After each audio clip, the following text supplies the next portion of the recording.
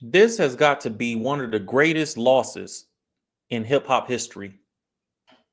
Now I'm starting to debate if it's the greatest loss in hip hop history. Drake has officially been banned from Toronto. It seemed like Toronto don't have his back the way we probably expected them to. Drake has been somebody that's been known to use use the influence that he has in his city.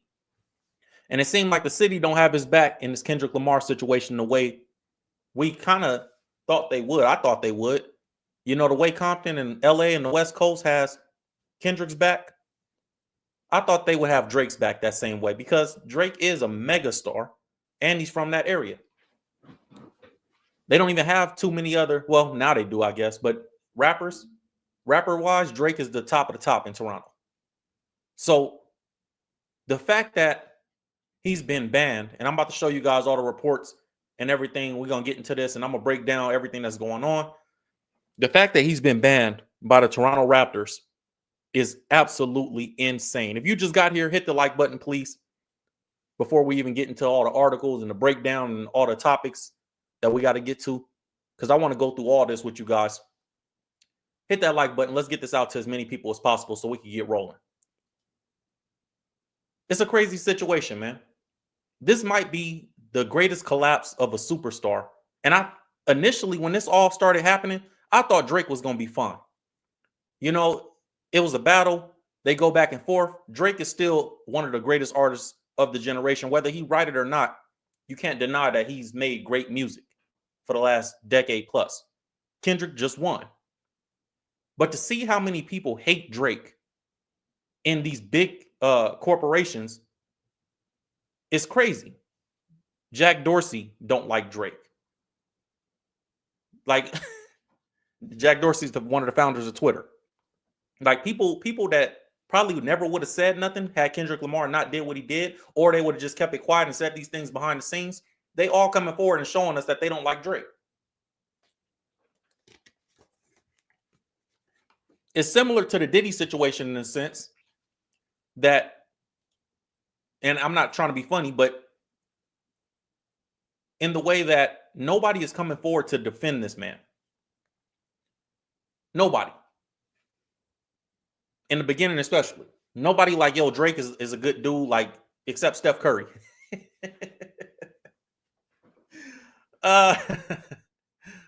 You know, light-skinned homies sticking together. But that's crazy. He lost a $600 million deal. Even Ja Rule saying that this is a hell of a L. When Ja Rule come out and speak on you, I'm going to put that on the stream today too. We're going to show that today too. When Ja Rule come out, let me add that to the list. And say you took a hell of a L. That's crazy. You know, normally Ja would say something like, he going to be all right. He's still a superstar, you know, blah, blah, blah. Ja Rule is like, it's bad. Ja Rule is concerned. Where is Ja? Get Ja Rule on the phone. He lost the Nike. He ended up getting the Nike deal back, but Kendrick messed up the first Nike deal. That was crazy.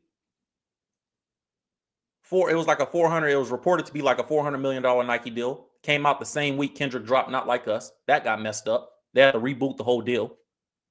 He lost the $600 million record deal with UMG. They rebuffed that. The articles and reports said. We can get into all that in a second. Obviously lost the battle. He got his house shot up. Security guard got shot. I don't think that had nothing to do with the battle. I'm just saying the L's that he's taken over the last year is piling up. You know what I'm saying?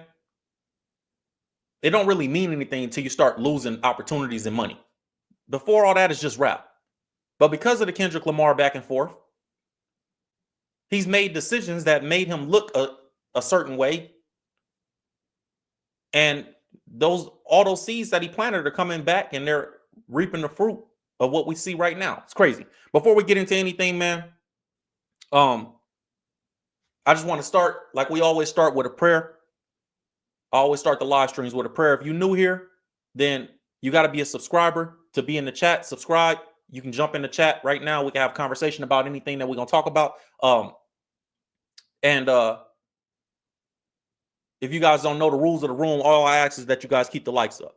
That's it. That's all we ask. Keep the likes up. If 100 people watching, 50 people hit the like button. Let's keep it at 50% of the people in the room. And if you got questions and comments, send it to the super chat, because the comments scroll real fast. And I want to be able to pull your comment out, put it on the screen, read it, and respond to it. So send it to the super chat, and let's keep the likes up, and let's get into this, man. Dear Heavenly Father, we come before you humbly, God, asking that you bless everybody under the sound of my voice, God. Outside of these entertainment topics, we are all real people, and we ask that you just cover us, God. We go through things every single day. Everybody didn't get a chance to wake up this morning, God. And so we ask that you just cover all these people that's listening, everybody that's watching, everybody that's out in the world today, moving back and forth, trying to get to work, get home, whatever they're doing, God. I ask that you cover them and give them traveling mercy. And I ask that you bless all my subscribers and everybody that's listening and watching right now. In Jesus' name, amen. Let's get into this, man. I love you guys, man. Let's get into this. And drop an amen in the chat just to touch and agree with me. The Bible says when two or more touch and agree, God in the midst. So just drop an amen in the chat. All right.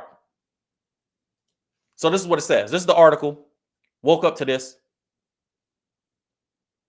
This is the article. Drake reveals he's received a, quote, good old 1-year ban from commentating at the Raptors game. So the Raptors organization didn't like the way Drake handled a situation with DeMar DeRozan. Now, DeMar DeRozan is an NBA player. He plays for the Kings, but he played for the Toronto Raptors for a long time. And the Raptors fans and the organization consider him a Toronto Raptor legend. And DeMar is like that. And DeMar happens to be from Compton. So because DeMar's from Compton, him and Kendrick have a relationship. And so DeMar was kind of campaigning along with LeBron and Russell Westbrook and all these other guys. But I think Drake feels more of a way because DeMar and him had a relationship when DeMar played for the Toronto Raptors. And it's, once again, we reported on Drake, what he did with LeBron James. I did a live stream yesterday talking about that. How Drake is like exposing LeBron for being a cheater or something like that, allegedly. Once again, it seems like it comes back to you hurt my feelings and you made me mad. So I'm making bad decisions because of that. Same type of situation, once again, all over again. And we're going to show all the other people, all the other organizations and stuff that are not behind Drake in Toronto in a second. But it seems like this is another bad decision. And I'll show you guys the decision that he made, which is, some of you probably already saw it, where he got in his feelings and he let his feelings get the best of him. And you cannot wear your heart on your sleeve in business, because this is the thing. The Toronto Raptors don't care that you're Drake. They receive you, they accept you, they support you, and they love that you support them. But at the end of the day, the NBA is bigger than Drake. Ain't nobody bigger than the program. Always remember that. We say that on the West Coast. Y'all probably say it in other areas. That's one of the main things that when you grow up in gang culture that you learn. Ain't nobody bigger than the program. You ain't more important than the group. Ever. So he's learning that lesson. You know, you think that you're so impactful. You can think that you're so impactful and so important and that you support somebody so much that they got to show you love. Like we just saw this with Gervonta Davis, right? The boxer Gervonta Davis, Tank Davis. He came out and said Chrome Hearts, the brand, need to hit him up with a endorsement. And he said the reason why is because everybody's buying it and wearing it because of him. See, sometimes when we, in my age group especially, I'm 30, guys in my age group when we're younger, less mature sometimes. And I'm not saying that Tank is, I'm just saying in general. We think because we started supporting something that everybody started supporting something. And maybe that's true. But these companies and these organizations like the Raptors, they look at it like, bro, I've been building for the last 15, 20, 30 years. You came and supported me for the last 2 or 3, and you think we should do something for you? You think you bigger than us? It's laughable to these companies. So it's not feelings. And even if Drake's support for the Raptors, right, is a big deal to them, they're going to be the Raptors whether Drake wakes up tomorrow or not. Whether the owner of the Raptors wakes up tomorrow or not, the Toronto Raptors are still going to be there. Nobody's bigger than the program, ever. As entrepreneurs, entertainers, people that get endorsements, people that give endorsements, right? Don't ever think that it's because of you necessarily. You are there to do a service and a job uh, for the bigger organization, which is the company. And if you don't want to do it, don't do it. Unfortunately, that's just what it is. Drake thinks he is the program. And in his world, he is. I'm going to give him that. Like in your world, you are. In your company, you are the program, not in other people's companies. So that's the situation. Let's get into this. It's a long intro, but that's the situation. Let's get into this and get into all the details of it. The article says it seems the Raptors organization did not like Drizzy's DeMar DeRozan comments. For over a decade, Drake has been in the Toronto Raptors, quote, global ambassador role. So he's a global ambassador for the Toronto Raptors. Cool. Global is a strong word. It has to be. You have to say global because it's not in the United States, and Drake frequents the United States a lot. You know what I mean? It's in Canada. So, of course. You know what I mean? Of course. So he's a global ambassador. You're an ambassador. The article says they have showed each other a lot of loyalty since 2013, letting Drizzy, look out even the way they word this article, letting Drizzy help create special jerseys, courts, and etc. So even in the way they word in this article, they letting you know like Drake was being allowed to be a part of this. He ain't giving us nothing. We're allowing him to be a part of us. And for Drake, that does, I'm telling you guys as a business owner, entrepreneur, entertainer, whatever you want to classify me as, somebody that has employees, all that, that's a good deal for Drake because it builds his brand. It builds the credibility of his brand when he gets opportunities like this. So they did give him an opportunity, even though he's done a lot for them. They've given him a huge opportunity because the NBA is a big deal. So it says they let him help create special jerseys, courts, etc. However, the hometown kid seemingly got a little too comfortable in assuming that the organization would never punish him. See, the organization will punish their own stars. You got to always be conscious of that. Like, bro, just because we over here don't mean that you different. Like you may be a rapper, but that's even more of a reason for them to check you, to let you know, like, hey, bro, you need to chill out. We already got you on the sideline clapping and doing the most in front of NBA players. We got you, at the All-Star games doing the extras on the sideline. You over there mean mugging DeMar DeRozan, which we're going to talk about in a second, from the sideline like he not at work. You making a spectacle of yourself instead of letting it be about the team and the NBA. You making a spectacle of yourself on the court side. And they allowing all that because you're Drake. But like the article says, you got a little too comfortable, assuming that the organization could never or would never punish you. The article goes on to say, but they've done just that as of yesterday. Last night, the Eastern Conference squad hosted Steph Curry and the Golden State Warriors. So the Warriors and the Raptors played. With an opponent like that, Drake was sure to show up courtside as usual. He did. And it seems like he was supposed to be color commentating for a bit. However, upon his arrival, he learned that he had received a mic ban. Once becoming aware of this, Drake went straight to Instagram to share a story post tagging the Raptors. Come on, bro. Come on, bro. Why would you do that? Why would you do that? Out of feelings. That's the only reason that you have it. It's just the feelings. Like you feel like sometimes when you feel like everybody is ganging up on you, and maybe they are. I don't know. But I think he's hypersensitive right now to anybody that does anything that makes him feel uncomfortable. You know how you've been arguing with people all week and then somebody do something that you may have let slide before, but today, because you've been arguing with everybody all day, you just going to say something back today? That's the situation. That's what it looked like.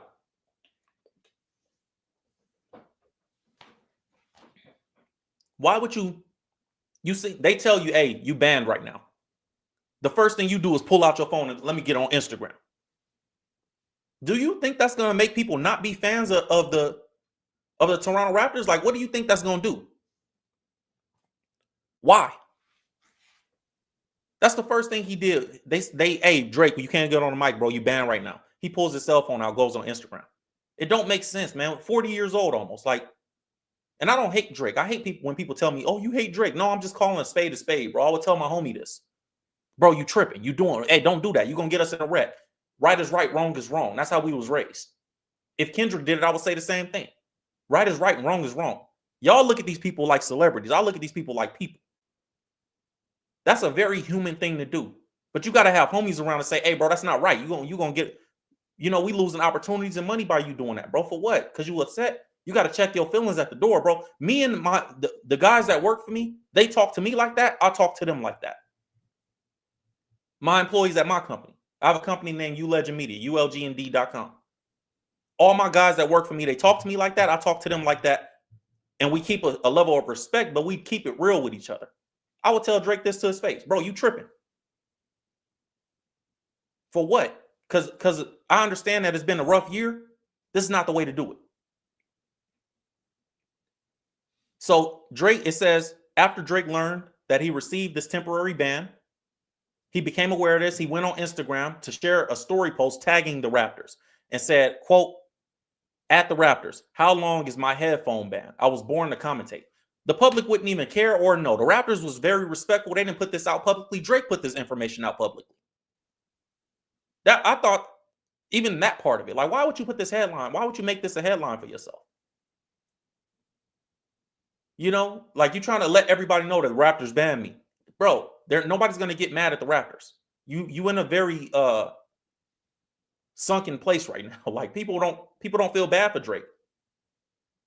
Not right now. The article says he included a video and audio along with it, speaking directly to the team's in-house announcers, Matt Devlin and Alvin Williams. So not only did he say this and tag the Raptors, you also the people that are working for the Raptors, you're going to put them on camera and start trolling them like a kid. Homie, we 40 years, like you 40 years old, bro. I'm 30. He 40 years old. Almost. For what? You could you imagine you pick the phone up and like you trying to troll them for what, bro? What are you getting out of that? All that's going to do is get you in a position. It's going to just get you in a bigger wreck. This is what he said. Good old 1 year ban. It is what it is. It was good while it lasted. I'll be back one day. Don't. They have a video of it, man. Let's see what he's talking about, man. I thought this was silly. Let's see if we can get this on screen. Shot doesn't go. Mitchell the corner three. No long rebound for Curry. Curry cut off by Brady. Here's Wiggins. Good old 1 year ban. Curry knocked away and a late whistle.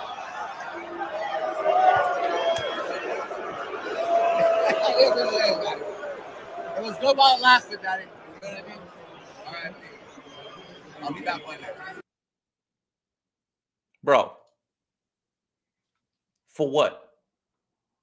For what? If the organization felt the way about what you did before on the sideline, and you make this mistake again, and then you're going to put our employees in a situation like you're going to put our employees on camera trying to be funny? For what?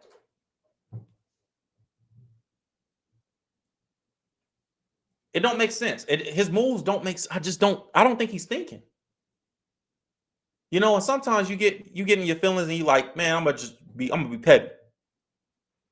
Sometimes, bro, it's a huge mistake, man. So it says after zooming in on his unused headphones and catching some of the action on the court, they clearly want to send you a message by not giving you a call. Because it said that they let him show up to the arena thinking that he was gonna get that opportunity. And when he showed up, they let him know that he was banned. So they waited for you to show up first, buy your ticket, your courtside ticket, show up, and then we're gonna let you know, yeah, bro, you're not bigger than the program. Sit down. You're not commentating nothing. Nice try though. You banned for a year. When they ban you for a year at a organization in a business structure like this, it's a warning. Because they 10-year plans in business. It's a warning. Hey, bro, we just letting you know. Like, we just tapping you a little bit, letting you know. Don't do that no more. You act professional when you come here. But where's this ban coming from? And I'm gonna get to that in a second. I'm gonna get to why they banned him in a second. Because I have the information. Sorry, I'm drinking a lot of water, y'all. I'm thirsty. You know what I mean? So it says, after zooming in on his unused headphones and catching some of the action on the court, he zoomed the camera in on Matt Devlin, Alvin Williams, and all the former could do was uncomfortably shrug as Drake was talking to him about said ban. You got to remember, bro, these people are at work. Drake you're low-key a fan. Like, you may be what they call him, a global ambassador. You're a fan, though. But these people are at work. They work here every night. They don't just come to the courtside game that they feel like coming to. So you got to be humble. You showing up to these people's jobs, causing issues or just drawing attention to yourself. Bro, show up, be humble, be cool, be the dude on the sideline that just show up and get his money, and you do what you do. I just think Drake don't have no real homies around him. I don't know. I don't think everybody around Drake is paid by Drake. This is my personal opinion. I may be wrong. But it seems like everybody around him is paid by him and nobody can tell him, like, bro, that's wrong. That's stupid. Don't do that. Because okay, you could feel how you feel. But like I said, the Toronto Raptors did not make this public information. Drake made this public information. Now the Raptors are going to have to come out and say, this is why we did it. And there's going to be more headlines. And it just looked like a loss publicly. But more than that, these people are at work. The announcers you putting on camera and doing all that, they at work. DeMar DeRozan, you on the sideline staring at him, mean mugging him. Come on, bro. First of all, you're not like that. Let's just be real. You don't want to sit in no cell. You ain't never had to sit in no cell. You ain't like that. You ain't never put nothing down. You don't want to put nothing down. And you will be throwing up at the sight of blood, bro. So stop it. Let's stop.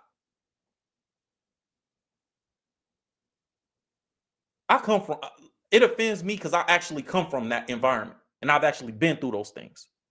So when I see somebody acting tough, it's like, bro, that's not necessary. As somebody that wishes I could go back and skip all that part of my life because it absolutely was not necessary for me to get here and be successful. Maybe it was, maybe it wasn't. I don't think it was. I hate when I see people that want to be tougher than, like, don't do that. But anyways, the article says, that all the announcers could do was uncomfortably shrug as Drake was talking to him about said ban. This almost certainly was handed down to the boy following his harsh comments back in November of former Raptor legend DeMar DeRozan. So this is being speculated that because Drake used the platform that the Toronto Raptors gave him, which was that microphone to commentate the games, to call one of their legends, a guy that put in a lot of work for the Toronto Raptors and made them a lot of money. Let's get to the bottom line of it. DeMar DeRozan made that team a lot of money. He was their superstar after Vince Carter and Chris Bosh.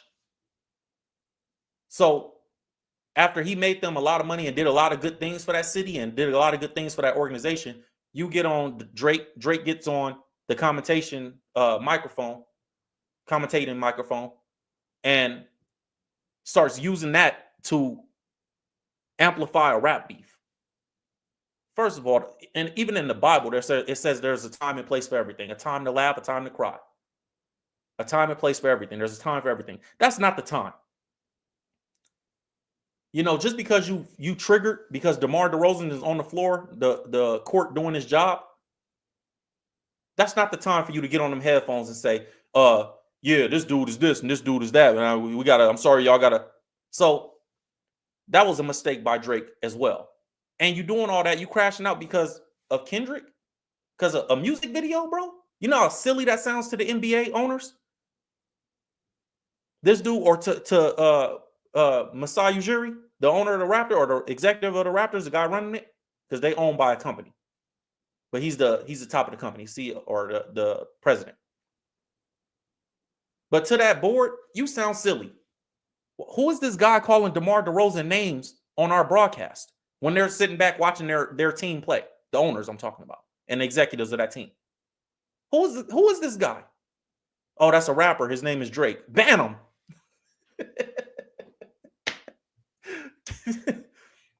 Ban him. Never let him announce a game. Don't let. Well, hey, sir, he's actually a pretty successful guy. Well, ban him for a year. Teach him a lesson. That's how that conversation is going behind the scenes.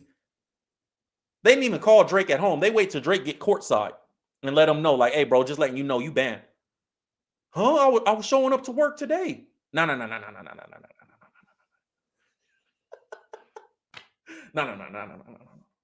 Not today. You gotta, and then it's like you can sit right there though. You can sit next to us. Bro. But you ain't getting no headphones. Sorry. Why ain't y'all call me at home and let me know?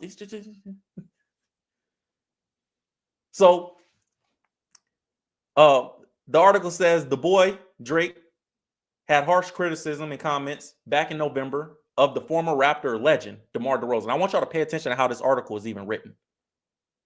The tone of it. The article keeps going and says he was on call of the team's games against the Sacramento Kings, or excuse me, the team's game against the Sacramento Kings. So this is when the Raptors are playing the Kings. The small forward's current team. So DeMar DeRozan is on the Kings right now, right? Drake was over there commentating for the Raptors versus Kings. DeMar DeRozan got traded to the Kings or signed with the Kings in free agency or something like that. The article says Drake labeled DeMar DeRozan a goof, a quote goof, and went on to say he doesn't want to see his jersey number retired. This is all during the game now. Pay attention. This is all while Drake is supposed to be commentating for the Raptors. They gave him a opportunity and said, let's see what you do with it. And he get on there and he do this. He gets on there on the headphones on national television and calls DeMar DeRozan a goof, says, I don't want to see his jersey number retired. And this is the quote. Quote, if you ever put up a DeRozan banner, I'll go up there and pull it down myself. That's what the global ambassador for the Toronto Raptors said about a Toronto Raptor legend on live television. Just because he had a rap beef that DeMar DeRozan showed up in the music video of Kendrick Lamar's Not Like Us. So you gonna go up there and disparage one of our legends over a rap beef. That's how the executives look at it. You know how silly that sounds at 40 years old? To these owners of these companies and the executives at the company, they sound like, bro, what are you talking about? Who let him do that? Somebody got checked in the organization for that, I promise you. Who put him on a microphone? Who allowed him to come in here? Somebody got checked. Somebody probably lost their job behind Drake doing that. So the article goes on to say Drake's been feeling some type of way since he assisted Kendrick Lamar, since DeMar DeRozan assisted Kendrick Lamar with the Pop Out and the Not Like Us music video. But he should have kept those feelings off air. 100% agree. I don't think anybody would say that Drake did the right thing. I don't think Drake thinks he did the right thing. I think he was in his feelings. You know you was in your feelings. But there was another part of this. It wasn't just that he was in his feelings and said that on air. He doubled down with it. And I want to show you guys the video of what Drake did when he saw DeMar DeRozan. Check this out right here, man. Absolutely insane. This is Drake at the game. Put it on full screen. And this is him interacting or him staring down DeMar DeRozan like he a goon on the street. Check this out.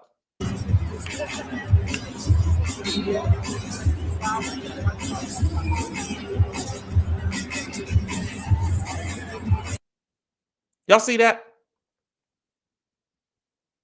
I don't know if y'all can see it clearly. You might have to zoom in from where you guys are. But he on the sideline, mean mugging DeRozan. You guys remember when this report came out? This is DeRozan right here in white. Right here. DeRozan the one on his knees and then he come up, pause. Number 10. And Drake on the sideline, mean mugging the man. Knock it off, bro. Knock it off. What is you doing? Now, the Raptors, this is the same game. I think this is the same game he was commentating because it was the Raptors versus the Kings. But it's like, come on, bro. What is you doing? Completely unprofessional. So just that alone is going to make them feel away like, bro, what is you doing? This ain't the street. You coming up here trying to intimidate somebody, you look silly. You look silly. So DeMar DeRozan responded to that. Let's put that on screen real quick.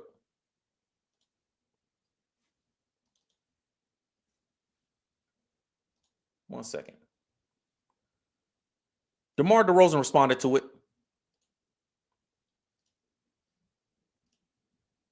when it happened. And the Kings owner also said something about Drake. The article says, hold on, can I get this off? I don't think I can get that off. The article says, Drake trolled by a Sacramento Kings owner after DeMar DeRozan disrespect, right?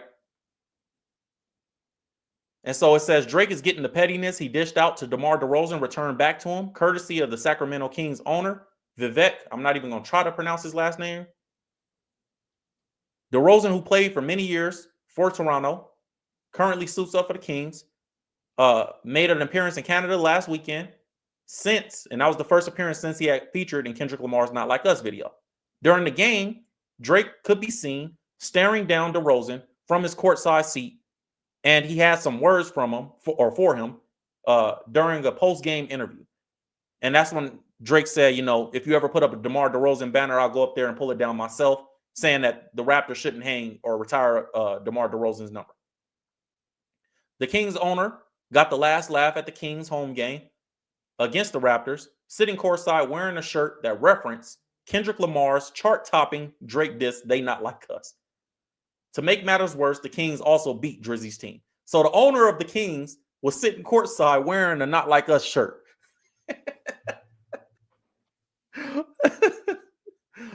So that's what really probably pissed Drake off too. It's like DeMar DeRozan playing, the owner of the Kings wearing a Not Like Us shirt supporting Kendrick. It's the West Coast. You know what I'm saying? The Bay to LA, Bay to San Diego, to the IE, to OC, to everything in between. Stockton, all that. Sacramento, Napa, all that. Everybody on Kendrick's side.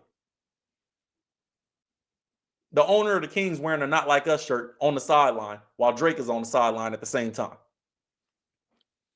So to them, it's not as serious to Drake. Drake takes it very seriously. Like it's life or death for him. And rightfully so, maybe. He's losing a lot of deals and it's messed up a lot of business for him. But he chose to get involved in this battle and to go the way that it went. Kendrick said, keep making me damn wave my hands. It won't be no threat. Keep it rap. Let's not go personal. Kendrick said it. And you wanted to go personal. Drop, all that stuff. So the article says, prior to the owner of the Kings getting involved, DeMar DeRozan himself responded to Drake's actions and said this. He was asked after the first game about Drake's pledge to tear down his hypothetical banner, and DeRozan said he's going to have a long way to climb, I'll tell you that. So basically, he's saying my banner is getting, my jersey getting retired in Toronto, bro, regardless of how you feel. Once again, thinking you bigger than the program. Drake thinking that do you think saying that is going to change something, bro? Like, if y'all put a banner up of his jersey, then I'm going to do this. Nobody cares. I promise you. They don't care, bro. It just is what it is. They're going to do what they want to do. They're an organization. You a person. And he is an organization on his own. Don't get me wrong. Drake is a business in himself. But you're not bigger than the program. The NBA got their own business. And if they check their own superstars, and if they willing to prove a point like that, you for sure can bet they willing to check you. They check their own players, coaches, and staff. So DeMar DeRozan later posted a clip from the movie Friday on his Instagram stories of Chris Tucker comically saying he only gets tough when neighborhood menace Debo's back in his turn. Neighborhood Debo back his turn. So y'all know the scene from Friday. Like, Debo come, you know, I'll be quiet. He'll leave. I'll be talking again. DeRozan posted that. And then, or who posted that? Is Drake posted that or DeRozan? Yeah, I think DeRozan posted that. And then the article says DeRozan previously explained his allegiance to Kendrick Lamar in the interview. And though he admitted he has love for both Kendrick and Drake, he said, quote, "At the end of the day, I'm from Compton, my city where I'm from, where I was born, where my family still lives. That comes first before anything." So DeRozan like, yo, Drake, I ain't got no problem with him, but I'm rocking with the homie. It's the home team. What you talking about? We rocking with the home team.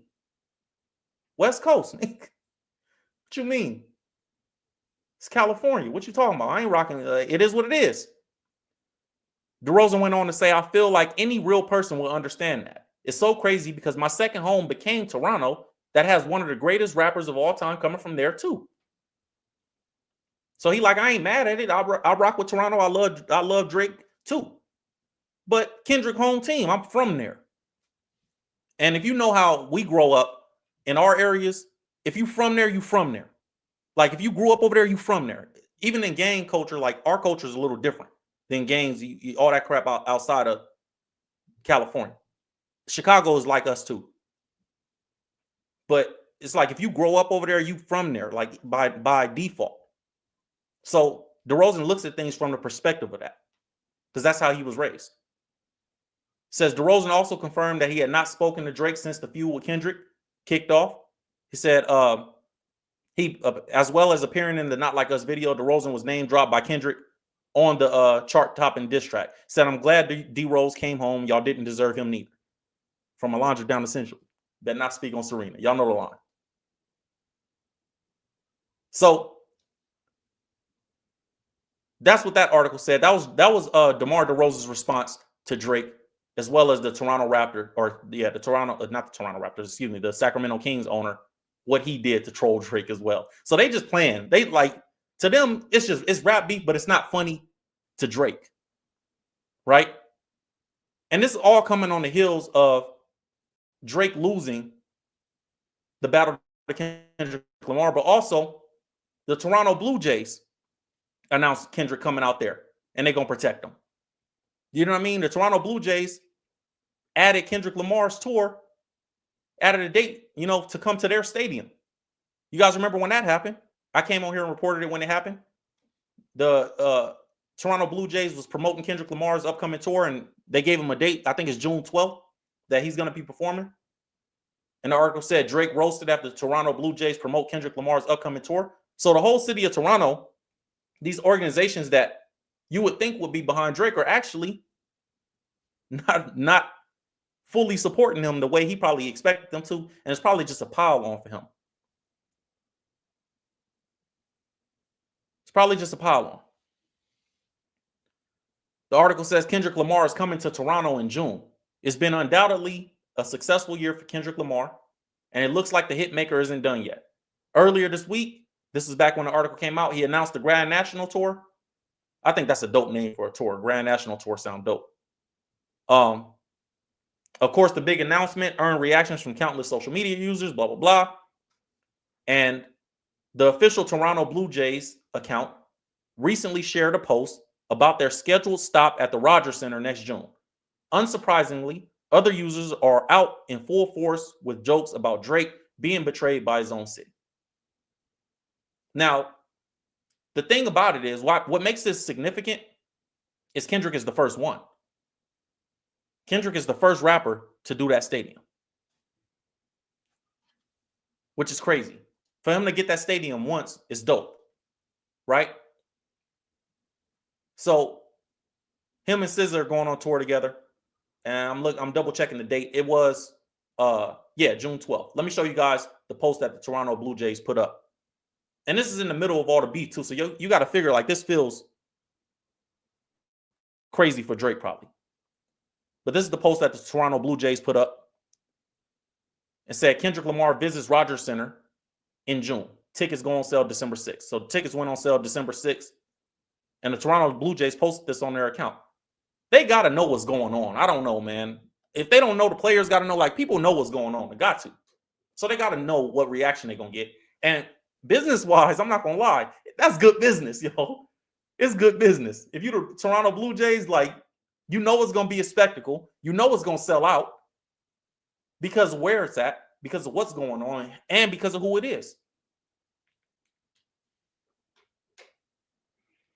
When Kendrick comes to Toronto and everybody in that stadium, being the first person, the first rapper to headline Rogers Center, and everybody, and he's doing it just him and SZA. When everybody come out there and they start singing Not Like Us, that's going to be a crazy moment. That's going to be a crazy moment in Toronto. This ain't a Rick Ross situation where Drake get Rick Ross punched in the face for coming to wherever he was. Well, where was Rick Ross at? In Vancouver? You know, Drake get him punched in the face, allegedly. Like, this ain't that. Or when Schoolboy Q came up there and Drake allegedly Schoolboy said that Drake and the OVO team got the show shut down or whatever. Kendrick popped out like, hey, I'm here. Bro, get me shut down here. The Rogers Center, fool. So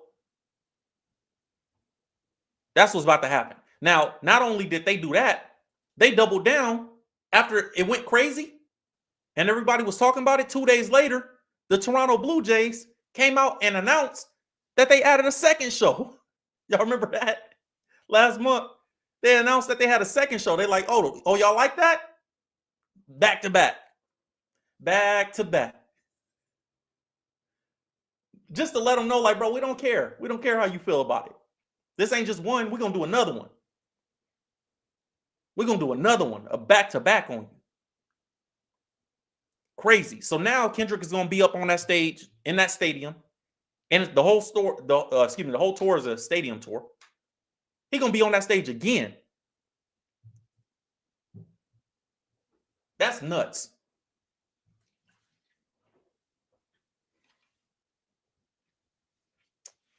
So this article is actually talking about it.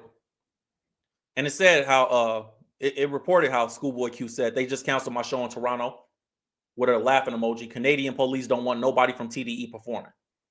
He continued to detail, Top was just with Wayne and Baby. SMH Party Next Door just had a show at the Palladium. The Palladium is in LA.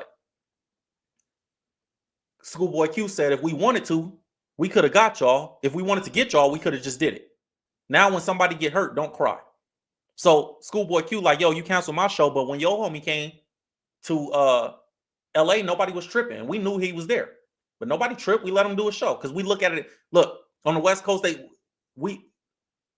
everything is looked at. We look at things like violence is just a different. If we're gonna be violent, we're gonna be violent.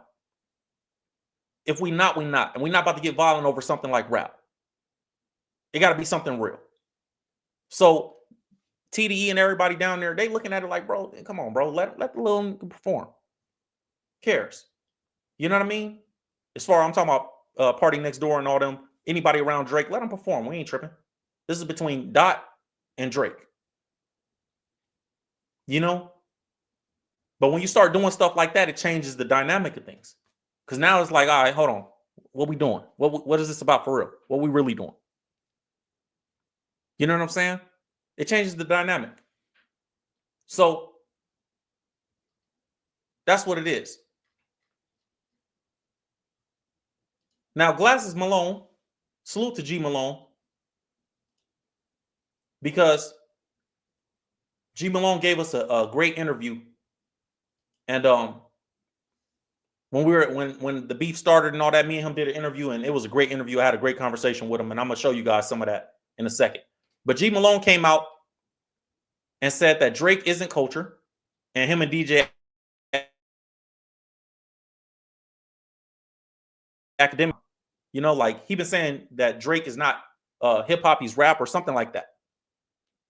And a lot of people would agree with that. I want to see what you guys are saying in the poll real quick. Let me see, check the poll in the chat, and let me check some of these super chat comments before we get into that. I asked you guys, and I want to see you guys say this in the chat. Let's debate this in the chat. Debate this with each other. Is this the greatest L in hip hop history? Like, have we ever seen this before? 87% of the people in the poll, we got about 1,500 votes almost. 87% of people saying yes.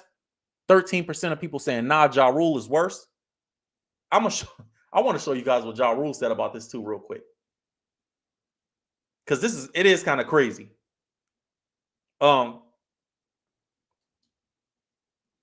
Rule like Drake is the new me. Like y'all thought I took an L. I'm gonna get back to what G Malone said real quick. I just want to show y'all what Ja Rule said. Because I'm like, man, when Ja Rule come forward, I did a report on this when Ja spoke about it. Because I was like, man, if Ja saying this type of thing, hold on, here it is.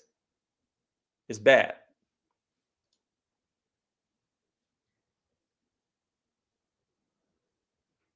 Let me share this one.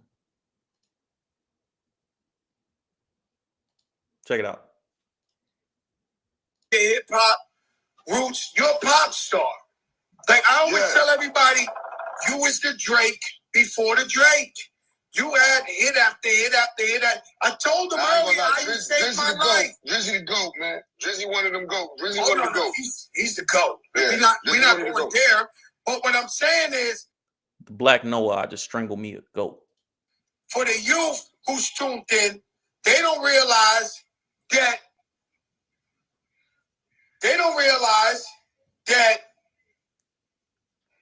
this guy Ja Rule had a run like Drake for those years, like just hit. I'm not confused. We tour all the time. We do shows all the time. Yeah. I knew what you had. All right, man. So there you guys have it. Now, obviously, this is a funny joke because Kendrick Lamar did what he did in the Drake battle. And people are saying, Drake is drawing comparisons to Ja Rule in more than one way because Ja Rule lost to 50 Cent in a similar way, or probably a worse way, honestly, than, Drake lost to Kendrick Lamar.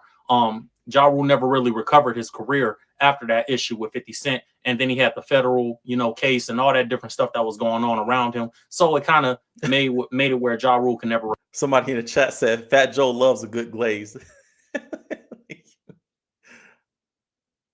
Let me show you what they were saying. This is what Daylight had to say on the situation. He started tweeting about this, and he said this. He said, hold on. Somebody said the likes ain't at half. That's what I'm talking about. That's what I'm talking. Hold on, bro. That's what I'm talking about. Hold me down. Let me check the likes. Where the likes at? They ain't hitting the like button? Subscribers, all the subscribers and members in the chat. Salute to the members, too. I ain't salute my members on this chat, on this live stream. Ain't nobody hit the like button yet? Let me go check. I'm gonna play the video and then we're gonna check. I'm gonna have to check the like to make sure the likes is up. Hold on. Do I need to change the banner? Get the likes up. Hit the like button if you just came in, please, or if you've been in here for a while. Said Ja Rule effect activated. He said it's a large line in the sand now, and then he tweeted it's murder with a bunch of R, D's, and A. Obviously, he's referencing Ja Rule the way Ja Rule used to say it's murder and all that. So there you guys have it. Ja Rule actually spoke about how he feels about Drake and Kendrick Lamar going back and forth and what he felt about the battle. I'm gonna show you guys what he had to say. Check it out. It's not fun for Drake right now. But here's what I don't like about the battle. What? You can't get into a fight and then say, hey, there's no punching in the face, though. When Ja Rule giving you battle advice? Hold on, man. When Ja Rule giving you battle advice, you taking a hell of a L. When Ja Rule like, yo, I got to get this man some advice. let me help him out. When you getting help from Ja Rule, some people, the biggest favor they can do is to not do you any favors. So when a person that's been through what Ja went through with Fifth is coming forward like, yo, I got to help this man. Hold on, man. Yeah, bro, we should be, let's hit 1,000 likes. People, let's get the likes up. We had 930 likes. Let's get the likes up, y'all. Hit the like button. We should be over 1,000. We've been here for a minute. When Ja Rule is out here trying to bless you with information, when Ja Rule is blessing you with guidance and a rap beef, it's ugly, bro. You ain't in a good space. Let's see what he's saying.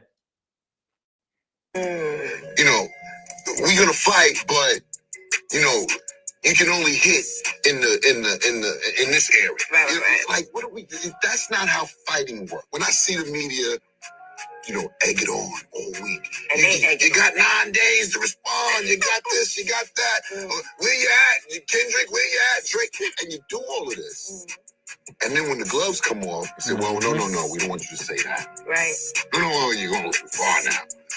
It doesn't work that way, man. It has to be one. It just doesn't work that way. So it's either to leave it to the side and don't do it. Even Ja saying like, bro, what is you on? I gotta play that again. Even Ja like, bro, what is Drake doing? Listen to that. You're going too far now. It doesn't work that way. Egg it on all week. There's no punching in the face, though. We're gonna fight, but you can only hit in this area. Right. Like, what do we do? That's not how fighting works. When I see the media, egg it on all week. You got 9 days to respond. You got this, you got that. Where you at, Kendrick? Where you at, Drake? And you do all of this. And then when the gloves come off, you say, well, no, we don't want you to say that. Right. No, you're going too far now. It doesn't work that way. It has to be one. It just doesn't work that way. So it's either to leave it to the side and don't do it and let these kings be kings. Because, the real honest answer here is they all help catapult hip-hop. So now what? Drake's not cool now? Right. Nah, Ja, you said how you really feel. I think he got caught up in the moment. Ja got caught up in the moment. Was like, yo, I kind of sound like I'm going crazy on Drake. Let me clean this up a little bit. He was talking facts, but he was like, let me clean this up because it sounds like I'm kind of on Kendrick. So I don't know if I want Drake to feel that way. He was like, but Drake is great. Like, these are the GOATs. They all done good things for him. Nah, bro, you already said what you said, fool. You might as well keep going down that path. And it is what it is. Just keep it real. Hey, somebody said we had over a K likes. That's what I'm talking. Hey. That's what I'm talking about. I appreciate you guys, man. Every time we hit 1,000 likes, I really appreciate it. We're going to start doing something. I got to get the sound effects or something every time we hit 1,000 likes. I appreciate you guys getting them likes up for me. That helps the video grow, helps the channel grow, helps the community grow. So I love you guys for that. But yeah, man, Ja knew he had to start walking it back. He was like, I'm sounding like I'm kind of going crazy on Drake right now. But let's see how he finished it. I'm gonna rewind it just a bit. So now what? Drake's not cool now? Right. It's not cool like Drake now. The guy that gave us bops for the last, I don't know, about 10 years. How long Drake been giving us bops? Oh, wow. It's not cool. Drake's not cool anymore now because he was in a rap team. I'm just saying, make it make sense. Right. So I get it. It's fun for everybody outside of the beef. It's fun for Kendrick because he won the beef. Right. It's not fun for Drake right now. All right, man. So that's all So he 100% correct. He 100% correct. It's not fun for Drake right now. And everything that Drake is doing is showing us that it's not fun for him. But all of hip hop feel like Drake making weird moves. The lawsuit, the DeMar DeRozan thing, the LeBron thing, still putting up pictures of models, like going to find models that look like Kendrick's wife to model for the OVO line for the wife beaters that he has coming out. Like the trolling is, and I thought the trolling is just crazy. Going to buy Tupac's BMW, like the same model Tupac's BMW, the one he got killed in. It's crazy. So let's get into what Glasses Malone said about this situation. Glasses Malone and DJ Academics got into a debate on if Drake is culture, right? And obviously Academics is going to say Drake is the culture, and obviously Kendrick Lamar is going to say that Drake is not. Or if you're that he's going to say Glasses Malone is going to say that Drake is not Kendrick. Kendrick said it too, but so the article says Drake versus Kendrick is over for all intents and purposes. I don't think it's over. I think these are one of them things that's going to go on for the next 2-3 years, maybe longer. Forever they're going to be taking shots. Maybe 5-10 years from now they'll get together and be like, it's all good. I don't know. But Glasses Malone felt that Drake could never win the battle by virtue of what he represents. He expressed this opinion during a recent spot on a DJ Academic stream. Salute to Glasses. I'm glad that I gave him a platform because I did the same. Academics has consistently been on Drake's side. Glasses Malone has consistently not been on Drake's side. He told Act that rapping ability never mattered in the battle. He felt that Drake was destined to lose because he does not represent culture. This is a quote. It's not because he's from Toronto, Glass Malone said. It's because he's Jewish from the suburbs. Salute to G Malone. Act said, let me see. Act tried his best to refute the stance. G Malone dug his heels in. G Malone said he's just not hip hop. Hip hop is a street urban culture. He's a pop artist. He's Madonna as a rapper. And this is the same thing. When I spoke to Glasses, he's the same way. He said the same thing. He's consistent with it. Let me show y'all what G Malone said to me. Because I did have this. Let me see where I had it at. And Spotify made a statement about Drake too. And you guys know that Spotify came out and said some things. So I want to show you guys that too. But let me show you what G Malone said about Drake. And I'll give you a little snippet of it. And you guys can go watch the G Malone interview that I did if you want to check it out. But I want to show you guys a little piece of what G Malone said when I talked to him.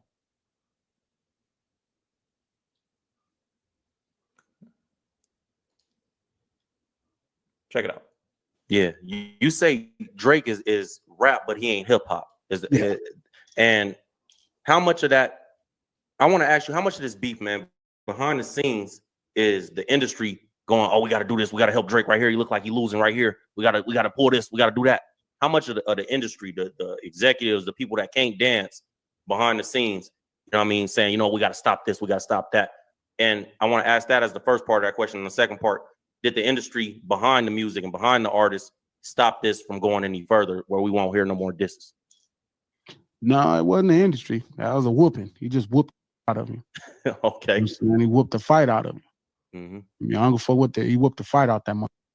Mm-hmm. How much of the industry? I don't know. Like I think what you're seeing right now is the culture versus the industry in some to some degree. Okay. You seeing people in the culture like, hey, hold up, y'all can't keep letting this mother do all this shit. Right. You know what I'm saying?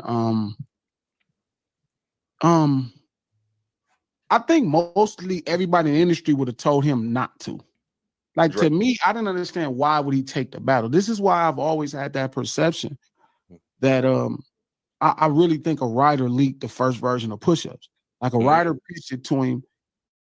They wrote the song and they did it in the AI. They pitched their voice for AI so they could use his inflections, and then they pitched their voice to Drake's voice using AI. So they sent him the version of the record that they wrote.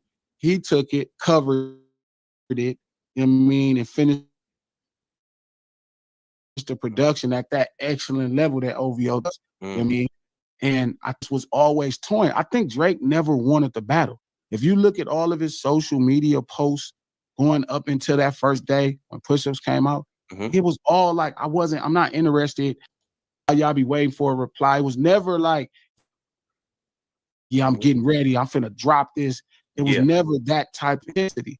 And I think the writer, he put a point and he saw the reaction. Then he tried to swap out the leaked version with the official version. Some people feel like he leaked the early version. I'm like, he wouldn't have leaked the early version. He would have leaked the full version. But even if people did feel that way, you could hear certain things like as a professional in a business. Like I know the quality that come from over there. Right. 40 and Boy Wonder, them niggas some of the greatest niggas to touch music. They ain't not no punks with this. So that would have never sounded like that. That would have never sounded like that. Even off a mix board where he recorded it, even when it was on, even if he was on a tour bus and he recorded on a tour bus, it's still the beat wouldn't even sounded like that. Right. You know what I'm saying? So I don't think he ever intended to get on this battle. And I think the industry was telling him, you don't really need this battle. What you think that his pride got to him? No, I think he got pushed into it. And then he got arrogant. I think when the song dropped, he saw the reaction. When the writer leaked the song, he saw the reaction. And he thought he had action. And then dropped the official version, and it was dope. Push-Ups was dope. You know what I mean? And he was riding high off of it. He really felt he had a moment. And then he started figuring out what he could do. And I just think he didn't understand why people were saying, don't take this battle. He didn't really understand why. Like he knew Dot is a talented and a special MC, but he didn't quite realize where he lands that in the coach. He's confused. He really feels like he is the coach. Like he's lied to himself so much that he believes the lie. It ain't hit him yet that, yo, I'm not one of these dudes. He feel like, oh, I got some money and I've been through something, so I'm one of them. You're not. That's not how it works. No. You know what I'm saying? So I think it seemed like he don't respect Kendrick. It seemed like Drake don't have the respect. Like it almost like he look at Kendrick as like a little homie. You know what I mean? Don't. He really don't. I know that's not true. But I think if you lie to yourself enough, you might start believing the lies. Okay. You know what I'm saying? Like if you tell yourself you can whoop Mike Tyson enough, and then the situation comes about, you might think you can until Mike Tyson, start punching on you and shit. You know what I'm saying? So I think in his situation, it was like he just felt like he kind of went into the battle not wanting to, and then saw something special that he thought he could do, and you was never gonna beat this. You was never gonna beat this dude. You just never was gonna beat him. I got over 1 million subscribers. So that's what Glasses Malone said about the situation. I agree. I didn't like Push-Ups though. I thought Push-Ups was too. It felt like a twerk song to me. Me personally, not for a diss song. I didn't drop and get me 50. I didn't like that. Hey, bounce music. That wasn't I didn't like that. Spotify's come forward, and they've had a situation with Drake, obviously because of the UMG lawsuit. Drake has been accusing them of bumping up the streams for Kendrick Lamar's "Not Like Us," and they put out a statement on this too, and it says Spotify has formally rejected Drake's recent what is this and Spotify of illegally boosting. I don't know. The article has got some error in it. It's Pitchfork. Maybe they had a link here, but they basically rejected Drake saying that the streaming giant helped UMG Universal Music Group illegally inflate streams of Kendrick Lamar's diss track. They formally rejected it now in filings in court. It says in the filings in New York Supreme Court, Spotify refuted Drake's allegations that the streamer used bots to log 30,000 streams of "Not Like Us." So Drake is mad about 30,000 streams? I know that can't be the case. 30,000, that may sound like a lot, but that ain't really that much for what these companies could do. Is that what he's upset about? In filings in New York Supreme Court, Spotify refuted Drake's allegations that the streamer used bots to log 30,000 streams of "Not Like Us" around the song's initial release, and that the company accepted undisclosed payments and biased recommendations as a part of a scheme to boost Lamar's track. That cannot be, bro. 30,000 streams? That's it? You mad about 30,000 streams? You put a whole lawsuit together for 30,000 streams? You got a company coming to court for 30,000 streams, bro. If you not think about like it's 1,500 streams is one sale. It's considered one sale. My son probably played the song 30,000 times. Streams is one stream is like, that's easy to do. So 30,000 ain't that much, bro.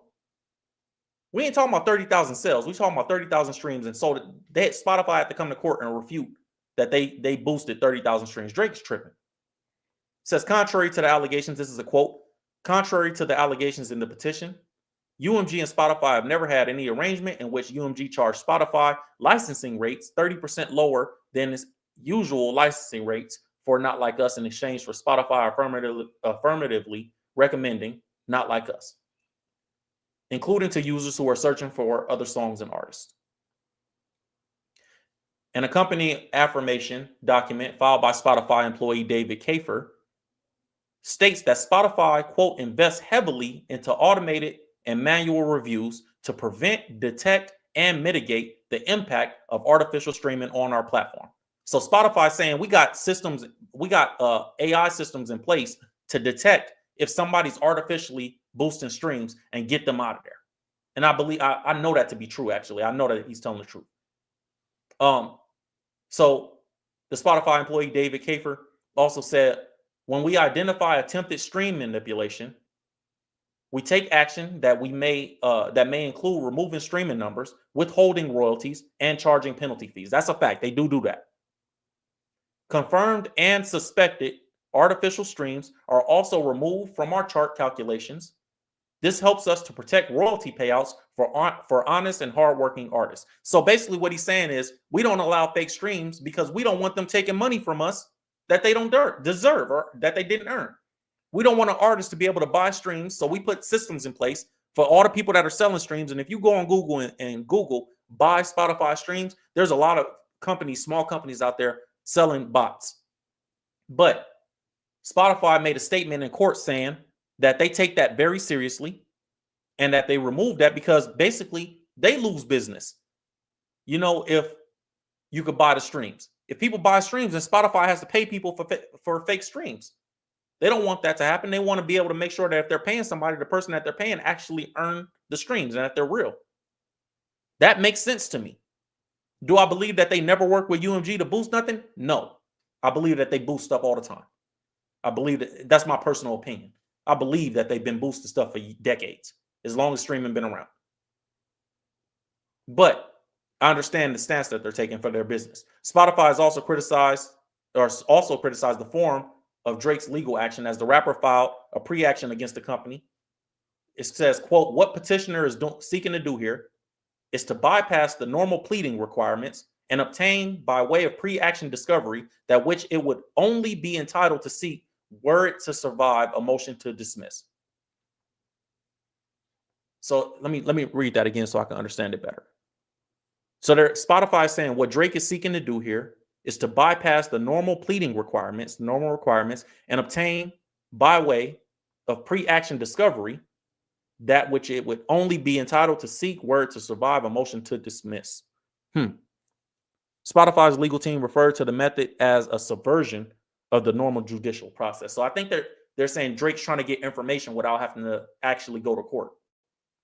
Like you're trying to get us to give our personal information, and you don't want to actually go to court to see the lawsuit out and see it through. You're trying to use legal loopholes to get us to come forward and say this is the actual information and this is the truth, without you actually having to file the lawsuit, so you don't lose publicly, is what I think they're trying to say. From their perspective, if they take it to court, Drake would have to prove that what he's suing for is real, not the other way around.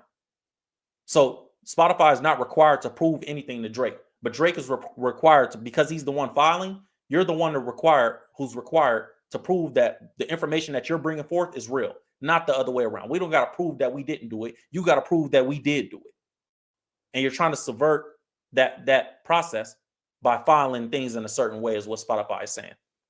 In a statement to Pitchfork, a Spotify spokesperson wrote, Spotify has no economic incentive for users to stream, not like us, over any of Drake's diss tracks. Basically, Spotify is saying, bro, people pick Drake's diss tracks or people pick Kendrick's diss tracks. Nobody's getting boosted over here. We're not telling people who to pick. There's no economic incentive. You can pick who you want. When reached by Pitchfork, Drake's legal team shared the following statement, quote, it's not surprising that Spotify is trying to distance themselves from UMG's allegedly manipulative practices to artificially inflate streaming numbers on behalf of one of its other artists. If Spotify and UMG have nothing to hide, then they should be perfectly fine complying with the basic discovery request. So discovery is where you get to see all the evidence. Now, Spotify is like, I get both sides of this. Drake's team is smart too. Drake's legal team is saying, if you didn't do it, prove it. I'm gonna just make it simple for us, for all our people out there. And if you go through business compliance, you go through all this, you know what I'm talking. Drake's legal team is saying, if you didn't do this, prove it. Spotify is saying, prove that we did. No. You accusing us. Prove that we did do it. And they're just doing that on paperwork in the court. That's all it is. Which makes sense from both sides. You know, Drake's probably like, oh, I don't want to actually have to go to court because I might lose. And if I lose, that's another L. So let's do it this way. And hopefully, you know what I'm saying? They don't they just give us the information and we can just move on. And I don't have to take a very public L in a lawsuit case. And Spotify is saying, no, I'm not giving you nothing. You're going to go to court and we're going to make you prove that the accusations that you're making are true. And if they're not true, we're going to sue you for defamation. You can't defame us and use defamatory comments like this. Anyways, so Drake, and like I said, Drake's legal team is saying, if you ain't got nothing to hide, prove it. And Spotify is saying the opposite. Bro, we're not proving nothing. You prove it. UMG is yet to make an official filing on the matter, but issued a statement following Drake's petition. It says, quote, the suggestion that UMG would do anything to undermine any of his artists is offensive and untrue. We employ the highest ethical practices, that's laughable, in our marketing and promotional campaigns. No amount of contrived and absurd legal arguments in this pre-action submission can mask the fact that the fans chose the music they want to hear. That's what UMG said. UMG basically said, bro, you just not that guy, pal. You're not that guy. Trust me, you're not that guy. So it's been a lot of back-to-back L's, for Drake. And it's not easy. Even the L that people forget that Drake took during this beef is the one with Tupac and his estate. Because if you remember, Drake did that AI diss track where he used Tupac's voice. And Tupac's estate came out and said, look, we could either sue you publicly or you could pay us privately, but you are going to pay us. And everybody bypassed that because Kendrick was dropping Not Like Us. But Tupac's estate got some money off of Drake for that too. That's why that diss track came down and you can't really find it. Because Tupac's estate was tripping. That's an L that's forgotten in this beef. It says Tupac's estate threatened to sue Drake over diss track using what appeared to be the late rapper's AI-generated voice. Now, they didn't just threaten to sue him. They said, give us money. I'm going to show you guys. It says Tupac's estate is threatening to sue Drake over the diss track to Kendrick Lamar. It was called Tailor Made Freestyle. And Drake put it up on his Instagram page. And then they sent him a cease and desist letter when he did it. And it was Tupac's attorney, Howard King. And they requested that Drake remove the track from all platforms where it was publicly available.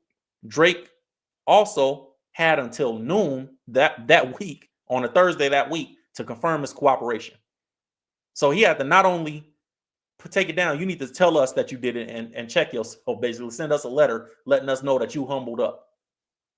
It says, otherwise, if he didn't do it, the estate would have pursued all the legal remedies against him. So the song wasn't even on streaming services. It was just on his Instagram, the article says. It says, not only, this is a quote from Tupac's estate, not only is the record a flagrant violation of Tupac's publicity and the estate's legal rights, it's also a blatant abuse of the legacy of one of the greatest hip hop artists of all time. It says the estate would never have given its approval for this use. So Drake's representatives declined to comment. They knew they was in the wrong. The letter warned, this is the article, the letter warned that Drake's non-consensual use of Shakur's likeness violates Shakur's right to publicity and intellectual property right, protecting against the misappropriation of somebody's name or image. You cannot just do what you want to do in business. You cannot just do what you want to do. Just like you gotta, especially when you're on that level where everything you do is very public, you got to do things the right way. You got to. The track and its popularity have created a false impression, the quote, false impression that the estate and Tupac promote or endorse the lyrics for the sound alike. So basically, they're saying Tupac's estate said, the things that Drake said on that song, you trying to make it like Tupac would have said that, and he would have never said that. Shakur's estate seeks damages, including all profits from the record, as well as additional damages for substantial economic and reputational harm that was caused. So basically, either whether we go to court or not, Drake, you got to pay us because you hurt our reputation. You made it look like Tupac would say something about Kendrick. So Drake had to pay out anyway. The quote is, the unauthorized, equally dismaying use of Tupac's voice against Kendrick Lamar, a good friend to the estate. This is a quote from Tupac's estate. Said it was unauthorized and it was dismaying to use Tupac's voice against Kendrick Lamar, who's a good friend to the estate and who has given nothing but respect to Tupac and his legacy, publicly and privately. That compounds the insult. This is what Tupac's estate said. Basically, in layman's terms, not only did you use Tupac's voice, which we would have been upset about, but you use it to diss Kendrick Lamar, and he's a friend of ours. And he's done nothing but make Tupac's name live. So to add insult to injury, you did that too? You use his voice to diss Kendrick, the homie? That's the legal way of saying that. So, obviously we know when the song was dropped, and we know we heard it. We heard all that. So that was one of the L's that was taken, that I felt like it got overlooked because of everything that was going on. Let me see if there's anything else that that the lawyer for Tupac's estate said in regards to this. Says, as part of the cease and desist letter, Tupac's estate referred to "Heart on My Sleeve," a song that featured unauthorized AI emulations of Drake that was taken down from streaming services last year after it went viral. I also know from personal, I read in other articles on this that Tupac's estate also required Drake to tell them how he did it and where he did it, and give them the software company that allowed this to happen so they could sue them too. Quote, even more recently, this is from Tupac's estate, even more recently, no doubt with your approval and possibly even at your request, your record label took down a well-publicized AI imitation of you and The Weeknd with a great deal of news coverage highlighting how damaging the fake was to you. So basically, Tupac's estate said, you know that this was a problem when it happened to you, and you're going to do it to us? Why would you do that? I know that you know. That's what Tupac's lawyer is saying. Like, I know that you know that this is wrong, because when they did it to you, you ran to UMG and had them take it down, and you put out a lot of news articles covering how damaging the fake was to you. That's what the article says. So why would you do that? And this goes back to the whole problem that everybody has. It's like, bro, you do stuff, and when you do it, it's cool when they do it. It's a problem when not do it. It's one of them situations. Like, you do stuff, and then when stuff is done to you, you don't like it. But you do it to somebody else, and it's a problem. It's no problem. Even Tupac's lawyer is saying that. Tupac been dead, what, 20 years? God rest his soul? 25 years, something like that? Maybe longer, 30 years? Dang. 30 years Tupac been gone almost? So these are situations, man. If you are getting into business, if you an entrepreneur, if you're anything professional, the lesson in all this is maintain your professionality regardless of what's going on with your feelings. Because every L that he's taken has been out of emotion. Every L he's taken has been out of emotion. You got to maintain your professionality regardless of your feelings. You can't be swayed by anger. You know, you can't be swayed by anger. You can't be swayed by revenge. And you got to stay, you know, always in a level-headed place, because all the L's that Drake has taken have really been because he's gotten his feelings, got upset, and just made a bad decision out of feelings. You know, and even in the Bible and Psalms, it talk about refraining from anger. If you refrain, you got to refrain from anger and turn from wrath, it says, because it only leads to evil. You know, so when you do things, when you do things the right way, things start going the right way. If you don't, they won't. And for right now, it looked like everything's just going the wrong way. Let's see what you guys saying in the super chat. Said Drake is a lame. Pray for Los Angeles. Yeah, we've been praying for LA. If you don't know about the LA fires, man, we've been doing a lot of charity work out here. Everybody is pulled together and to help these people out. Man, I did some content about it on my other channel, the Will Evans channel, and we did that, man. Somebody else, thank you for your donation too. He said, Andrew Dyson said he need a real one to yoke his ass up and give him some act right at this point, for real. He just don't get it. Yeah, sometimes, I don't know, man. I think when you get successful, people just look at you like I don't want to say nothing wrong because I don't want to lose my position of being around him. And I've experienced the same thing with my guys, but I always try to make sure that I tell my guys, we always gonna, yes, be respectful to the position. I may be the guy employing everybody. I got like almost, we got a dozen employees or whatever, give or take. But you always got to be the person that's willing to listen. And sometimes when success can make it where you don't listen. Like, you start making money, people start, you know, revering you. And you start feeling like, I don't have to listen as much as I used to, maybe. So, you know, that's what it is. Let's see what you guys, where we at with the poll. Hit the like button if you guys haven't hit the like button yet. Let's see what the poll is at. If I can get it to pull up. 87% of people say this is the greatest hip hop L of all time. People have spoken. That's a lot, man. 87% is a lot. Said Drake is not hip hop. I see you guys in the chat. Let me see what you guys saying in the chat. Drake is a light-skinned nigga raised by his mama. This was bound to happen. Yeah. Yeah, it do. Y'all know the jokes. Men in the chat and women might know it too. Especially in sports, people talk about single mama raised boys. You know, and some moms do a great job. But then there's some of these guys that just be like, bro, you could just tell. You could just tell. Said it pissed me off when Ack was talking insensitively about the LA fires. I didn't see that. Ack be entertaining though. You gotta take Ack with a grain of salt. Sometimes he be just on there just trying to like trigger people and say what he want to say to get people to react. Said I'm disappointed with Cube too. Yeah, man, there was something that Ice Cube did. Let me see if I can pull that up on the stream. Thank you for saying that. Said Inland Empire stand up in the chat. Yeah, shout out to the IE, man. I just brought the company down to Riverside. We just got our office. I was really proud of that, man. I got the whole floor. I got the whole floor of the building for my office. So I'm really proud of that. All my employees got 401k now. I'm proud of that, man. I brought all the company. I moved the company back down to Riverside, back to the IE, California. So I'm really happy about that. Let's see what Ice Cube. I wanted to get to what Ice Cube was saying about Kendrick because and he's been consistent with this. I don't know that I like maybe it was the way he said it. But they asked Cube, and I love Cube, man. Cube is the guy, like one of my favorite people. You know what I'm saying? But I don't know that I like the way, maybe he's just tired of answering the question. I don't know. But Cube was doing an interview and they asked him about the Super Bowl. And they said, would you come out on stage for the Super Bowl? And he was like, I wouldn't be no guest, but his face expression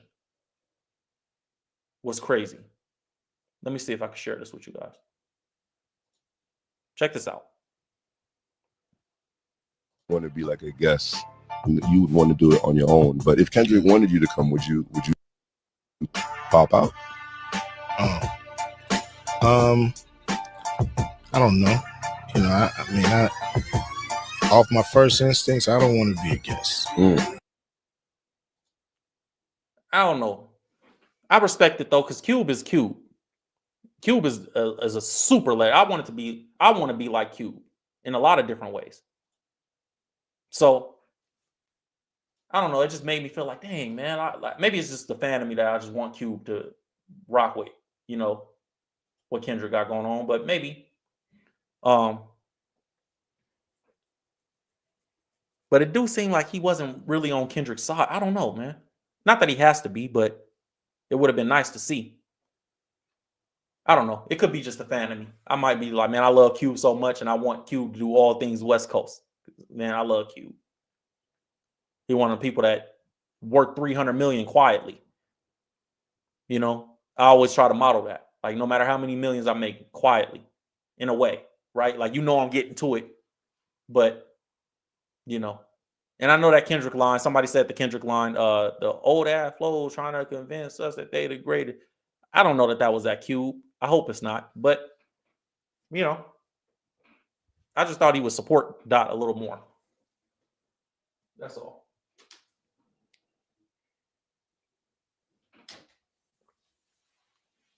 Did I miss anything on the screen? Said Drake, the 2K Milli Vanilli. About time this actor playing a rapper got tossed aside. Salute to the members in the chat. If you're a member in the chat as well, and for all my entrepreneurs out there, make sure you go to ulegend.com, ulgnd.com. I'll put it in the chat real quick. I just started as a branch of my company, an entrepreneur networking group, where from all over the country, we can all be in the same group. And I put you guys in the group with other millionaires and other six-figure earners. And we all network, and there's different perks over there. You guys can go check that out. That was one of the things as a businessman and as an entrepreneur that I was excited to launch this month. And also, I just dropped my book. Outside of this, I actually run a business. So for my members and everybody that subscribe, go over there, check that stuff out. I just dropped my first book. It's on the website. And I'm really, one of the things I'm actually proud of, just to let you guys in on my personal life, and it's a rough day for me and some other stuff going on, but I'm really proud of being able to get my employees paid good and all my employees get 401k, and being from where I'm from and doing the things that we're doing over here. I'm really happy to do that. So I'm proud of that. So go check me out. Go check it out. Join the entrepreneur group. Sign up.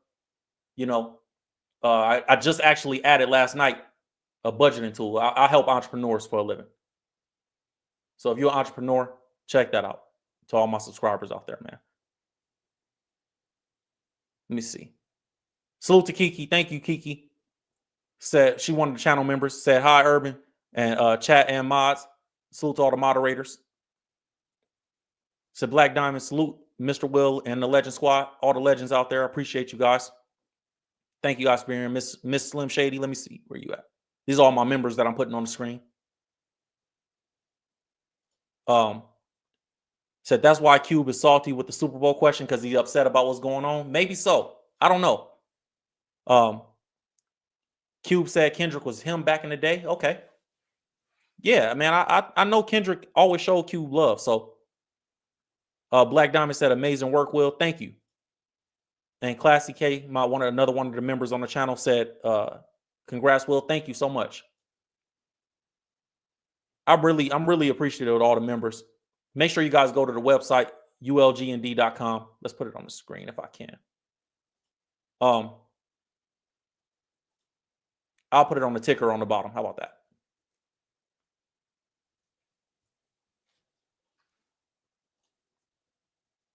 So you guys can see it. Go there and check it out. Join the entrepreneur group. We're going to actually have a bunch of events this year. I want you guys to be a part of virtual events and in-person events. Taking over Riverside, downtown Riverside in California. So if you in the IE especially, you need to come rock with me. You need to pop out and see me. Not just at the event. So we're going to be downtown, my whole company. We're going to be running around there all the time, doing a lot of good business down there with different people. So it's a blessing, man. Let me see what you guys saying in the chat.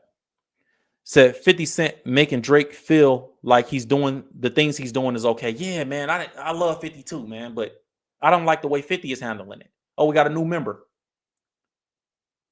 Let me see. New member. Oh, that's the homie. Okay. Andre Noble. I don't know you personally, bro, but I always see you supporting. And I'm super happy that you became a member, bro. Thank you for becoming a member of the channel. Every time anybody become a member of the channel, I'm always going to shout you guys out. It's only $3 a month to become a member of the channel. You know, 30 cents a day, $3 a month. You can't even get a cheeseburger for $3 a month, let alone, you know, most memberships for things. So I appreciate you guys. Go check out the perks if you ain't a member yet and become a member. Let's see what else you guys saying in the chat. Mission District. Yeah. Salute to the IE, man. Riverside. I'm from Moreno Valley, so I'm learning the history of Riverside just from doing business down there. It's crazy. Like when you get to talk to people that's from there. Said, what up, Will?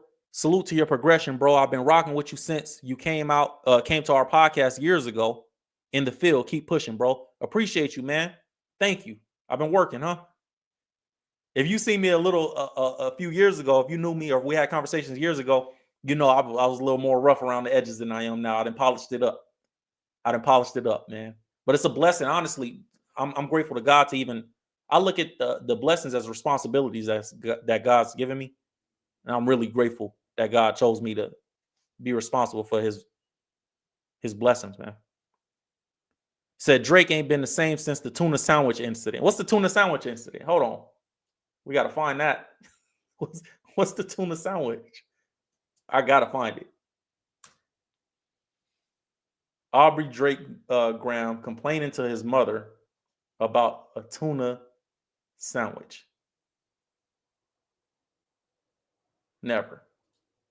Wait a minute. Hold on. Y'all comedy in the chat, bro. Let me see what Drake, the type of guy to have his mom make him snacks. Let me see. Drake wasn't happy. Oh, this has got to be comedy. Let me see. Homie in the thanks, salute to you in the chat.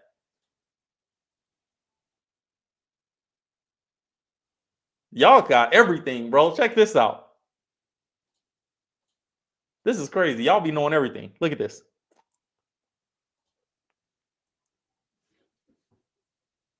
I didn't buy you that sandwich.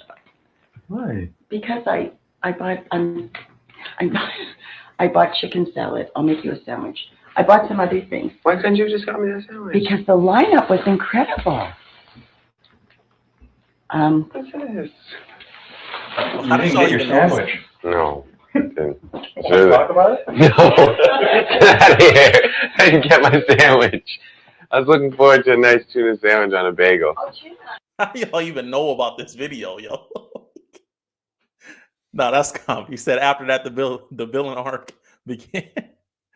Tuna sandwich is crazy. Said, I love that you pray before you get started. Oh, yeah, absolutely. We give it all to God first. All the glory and honor go to God first.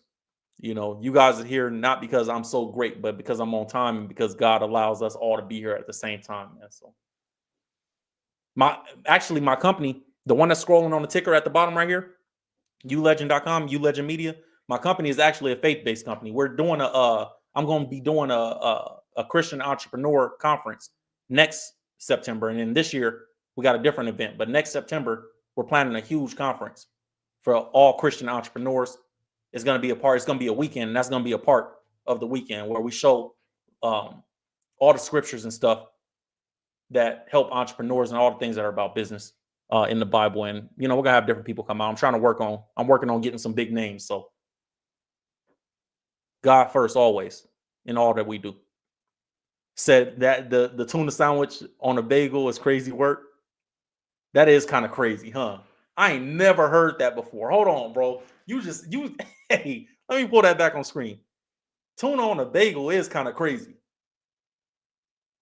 You know what level of privilege?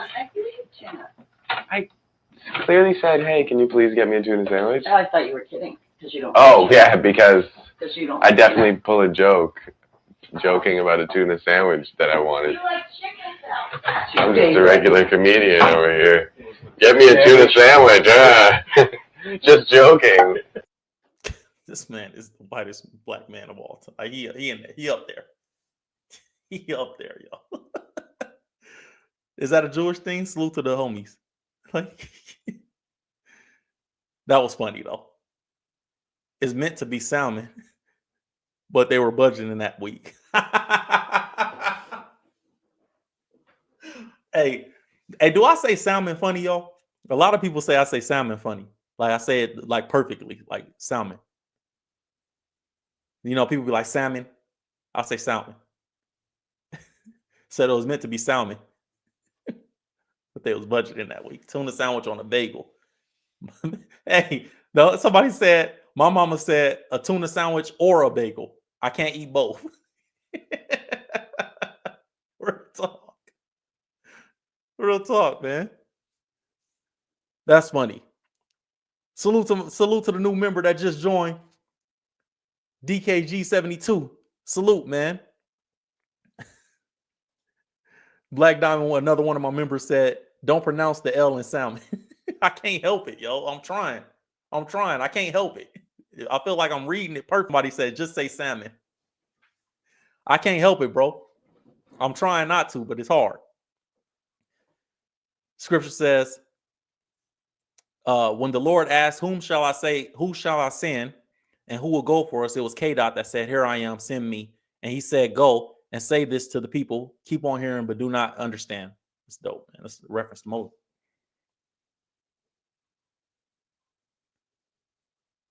Said Drake is probably going to sue his ghostwriters next.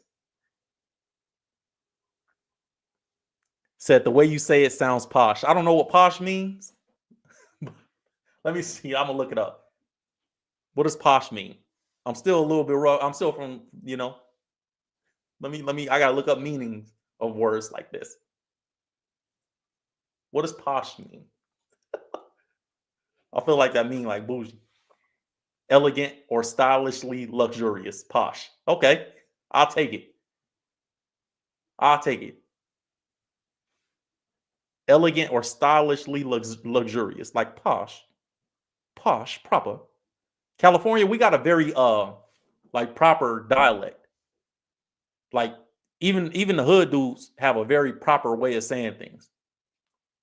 And so like if you're from the South, you know, I know all the homies in the South were like, I got a homie from Baltimore. Shout out to Forgotten Kings TV. My homie Rip in Baltimore. And then the homie Chigs, my homie Chigs in Jersey, Chig Smooth. We all got like different tones, but I can hear it in their tone and in the way when we talk to each other, I can hear it. Like, man, I'm a little more proper than. Salute to Redlands in the chat, the IE.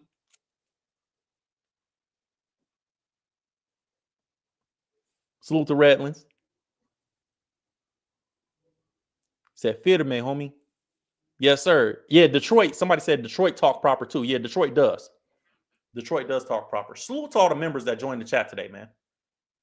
You know what I mean? Salute to all the members. Said I'm from Rialto. Salute to Rialto, man. Compton in the house. I see y'all. Rialto. Rialto is one of the most proud cities in the IE. Like they gonna tell you, I'm from the toe, bro. I'm from Rialto. One of somebody ran up on me in public was like, man, I love what you're doing, bro. I want to work with you, but I can't be on camera because I'm my hood's most hated. I love when y'all run up on me, man. Yeah, California, we do have a proper, like some areas especially. It's like that very proper tone. Even if we don't know what something sounds like a hood dude to tell you in California, like, see, what I'm trying to do is I'm trying to understand you, bro, because what I'm trying to understand you is what I'm trying to do is like, there is a very trying to get you, like we try to get you to understand us by talking more proper. Salute to DKG72. I appreciate you being a member, bro.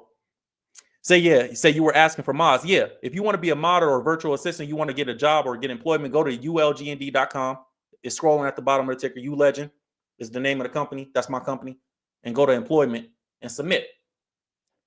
Just submit a form for employment. And when we hiring, the time periods that we're hiring, we go back and I have my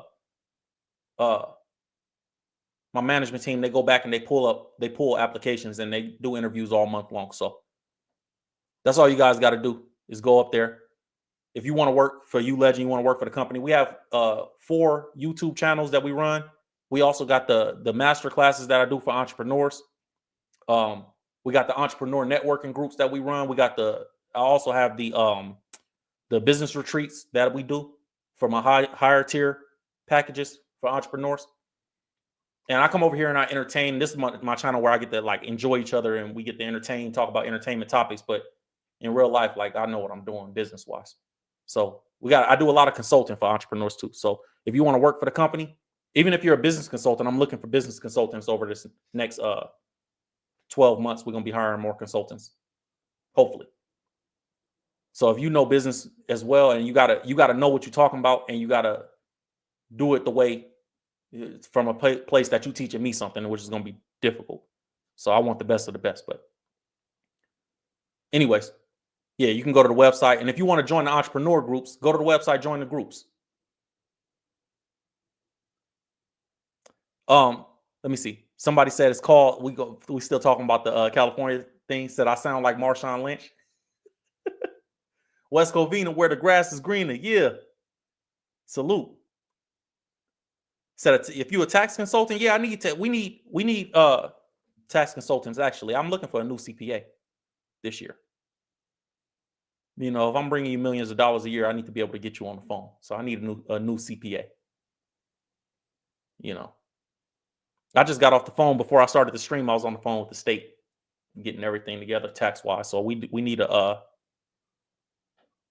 CPA, a new CPA for 2026. Said I'm a business analyst in the UK. We might be able to still work with you. Send your information over. Go to the website. If you're a business analyst, we might be able to still do something. Send your qualifications over. Attach a resume, and maybe we could do something virtually. I can send you virtual clients, and we could because my lead list is really large. Said executive assistants, it's a trip. Look, I'm looking to hire an assistant, but I want one in person, an executive assistant in person. Because I could get the VAs. I need somebody in person. I'm also about to hire a driver. I'm doing all right, huh? When I say it out loud, it's a trip. I'm doing all right. Said love from Virginia Beach. Salute to Virginia Beach. West Covina in the chat. I see you. I see you, West Covina, La Puente area, all that stuff. Say y'all be pronouncing the F out them words in California. Yeah, real talk.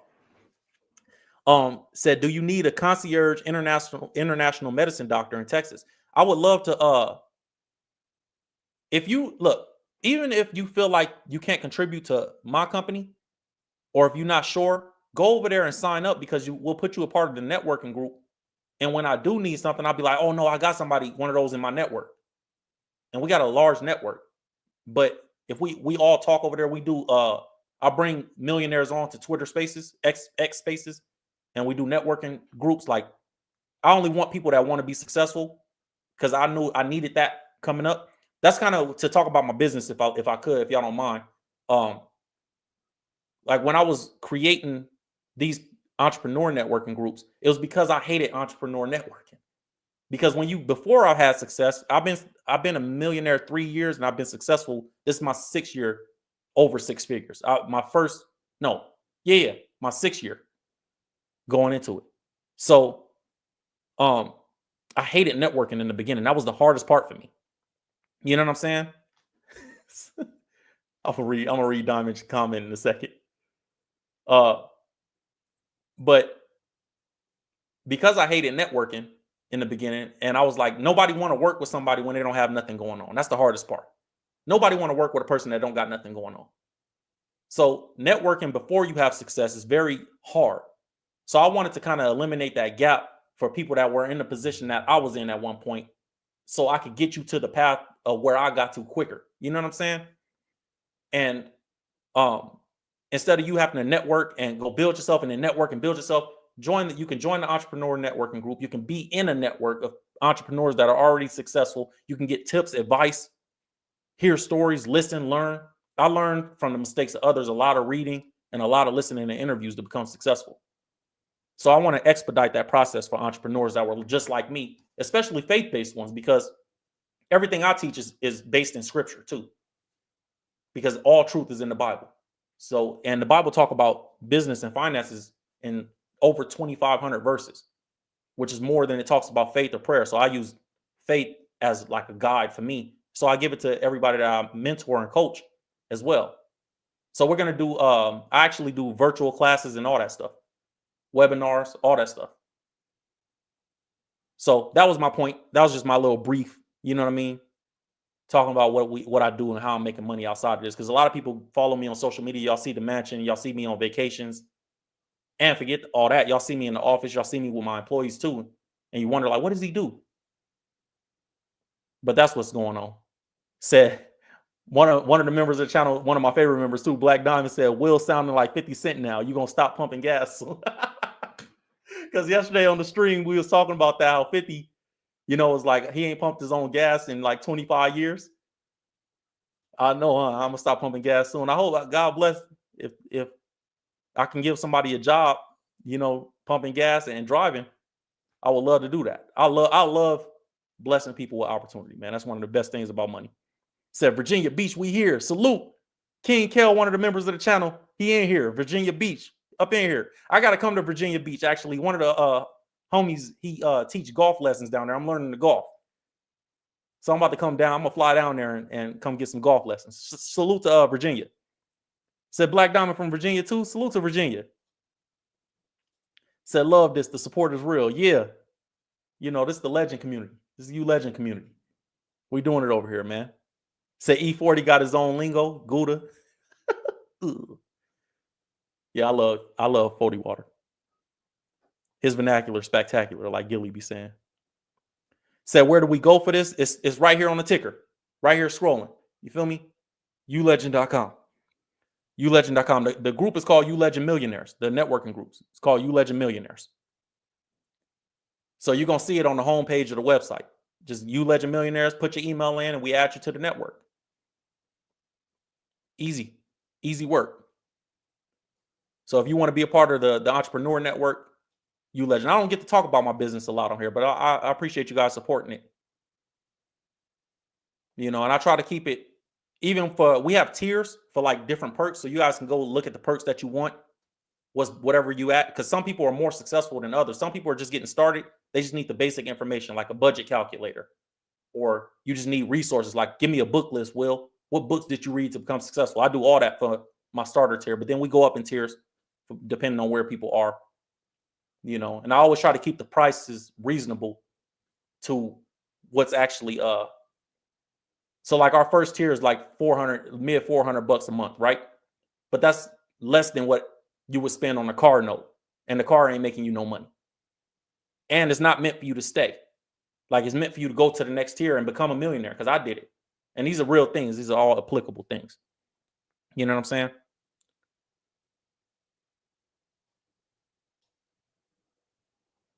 Said, what is the fee for the networks? The fee, the first tier is $500. And that's for like entrepreneurs that are making money. If you're making money already and you want to just see how can I go from like making like maybe 30,000, 40,000, 50,000 a year, and I want to make 100,000, I want to make 200,000, we're going to show you how to do that. We're going to give you the resources to do that, and put you with the people that have already done it. And we're going to put you with consultants that are going to guide you. You know what I'm saying? So we're going to give you the resources, put you in the master classes and all that stuff. And then the second tier goes up a little bit. It goes up to 1,500. Those are for entrepreneurs that are trying to go from 6 figures to millionaires. And I can show you how to do that because I've done it. And those are that's a little bit different of a course. Like, those are for people that are like, you already doing what you're doing. You going from you're not a hustler anymore. You past the entrepreneur stage, you're almost a business owner. And those are 3 different things, which I could always go into. But you know what I'm saying? And we do it from a faith-based perspective. So if you're not a believer, that's okay. You can still take the wisdom from it. But I do things from a faith-based perspective because I read the scriptures, you know, to become successful. Like, I read the scriptures, I applied it, and then I learned all the information on the back end as well. So those are our tiers. And then for personal, like, to be at the business retreats, to go to like Egypt with us, and like go to other countries, and like go to the big business retreats that I do every year for my company. Pelican Hill golf retreats and stuff like that we're going to be doing. And to get, you know, there's a bunch of different perks. You guys can go over there and just go to the website. It's scrolling right here at the bottom of the screen. Right here at the bottom of the screen. Go to the website, check it out. We do a lot of different things. It's called You Legend Millionaires. And my goal, I had a goal after my second year of being a millionaire, when I realized that, okay, I'm really getting this. Like, I had a goal of making millionaires. Like, I want to be able to say I made 5, 15, 20, 100 people millionaires, or I helped them grow, or somebody that was making 40,000 a year, now they're making 100,000, and we helped with that. That's my goal. Because if you got money, bro, I'm gonna be real. If you got money and you only doing for yourself, it's not that fun. When I first got successful, when I first started making in the 6 figures category, and it's on one of my other YouTube channel, you guys can go back and see it, like 5 years ago, my first $100,000 month. Like, when I first got successful, this is what happens. You call your friends, be like, hey, y'all want to go do this? They be like, I got to work, bro. And be like, dang, I forgot. And not even in an arrogant, you just genuinely so excited about what you got going on. You feel like everybody could just come enjoy it with you. And they can't, because they got to go to work. So I learned that. So my goal is like, I'm going to make other people successful. And I'm going to have a network of successful people. So when I call and say, hey, we about to do this weekend, there's a network of people that I can hit and be like, yo, let's do an event this week. Let's just get together and just talk about business, enjoy each other, have drinks, whatever we're going to do. And let's get together in fellowship and build a community together. That's why I did the Entrepreneur. That's what the whole company, I built the whole company based around that, based around those ideas. I just want to put people together that are successful. So the website scrolling at the bottom of the screen. Dallas, Texas here. I love Dallas. Salute to Dallas, man. Said, man, do we got are y'all entrepreneurs? Is a lot of entrepreneurs in here and professionals? Not just entrepreneurs, but is there a lot of business professionals in here? Because I'm curious now. Because I love the questions that y'all asking. Said, that's valid. I'm gonna see what's up after work. I'm trying to be great. I'm getting started myself. Man, hey, God bless you. I've been there. I worked all the craziest jobs y'all would. I was pushing carts when I was young, 18, 19. I was pushing carts for Food for Less in the summer. I worked at every warehouse you could that would hire me because I'm a felon. You know what I'm saying? And I just got caught my felonies at that time. I wasn't 7 years past where they would just overlook it.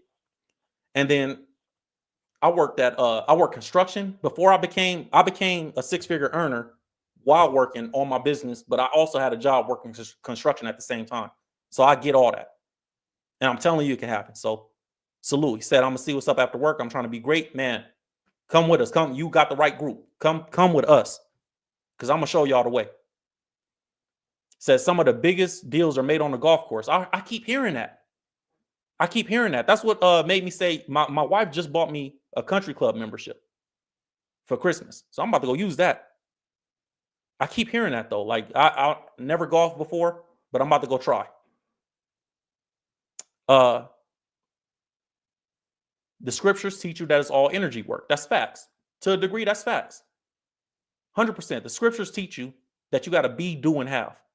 Be fruitful, multiply, have dominion. Like those are the scriptures. So you're right.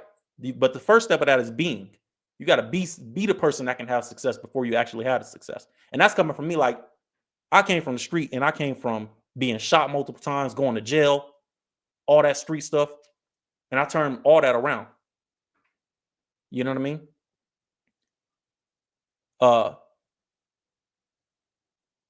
Said, I got my first 20K. How you do that? They were hating. Congratulations on your first 20K. If you're an operations manager, man, join our network. If you're a professional, you doing something and you trying to be successful, even if you don't know what lane, I could show everybody right now how to, I'll give you guys something that I usually charge for right now. This is how you find, if you don't know, like, let's say you're a professional or you feel like I want to be an entrepreneur, and I didn't even think that the stream would go this way, but let's do this. If you think that you're an entrepreneur, but you don't know what business you want to go in, I'm going to help you right now, just for you being here on this stream. Y'all ready for this? This is how you find your purpose too, ironically. If you don't know what your purpose is in life, you can find it this way too, or you can find a business that you want to start. Ready? First thing, what do you like to do? You got to start with what you like to do, because if you don't like to do it, you're never going to keep doing it long enough to be successful. That's the number one thing. It's 4 things. What do you like to do? That's number 1. I like to, for me, I'll tell you what it was for me when I started, to make it easy. I like to talk about business. I like business. I've always liked business. That was the first thing, right? I've always loved business since I was a little boy. I wanted to be a businessman my whole life. I thought I would be on Wall Street walking with a briefcase when I was 10 years old. That was my dream. I like business. The second thing, what are you actually good at? What are you good at? I'm not talking about the thing I'm talking about the thing you were born and it was like, I'm just good at this. I don't know why. Some people feel like they're not good at nothing. That's not true. Everybody is good at something.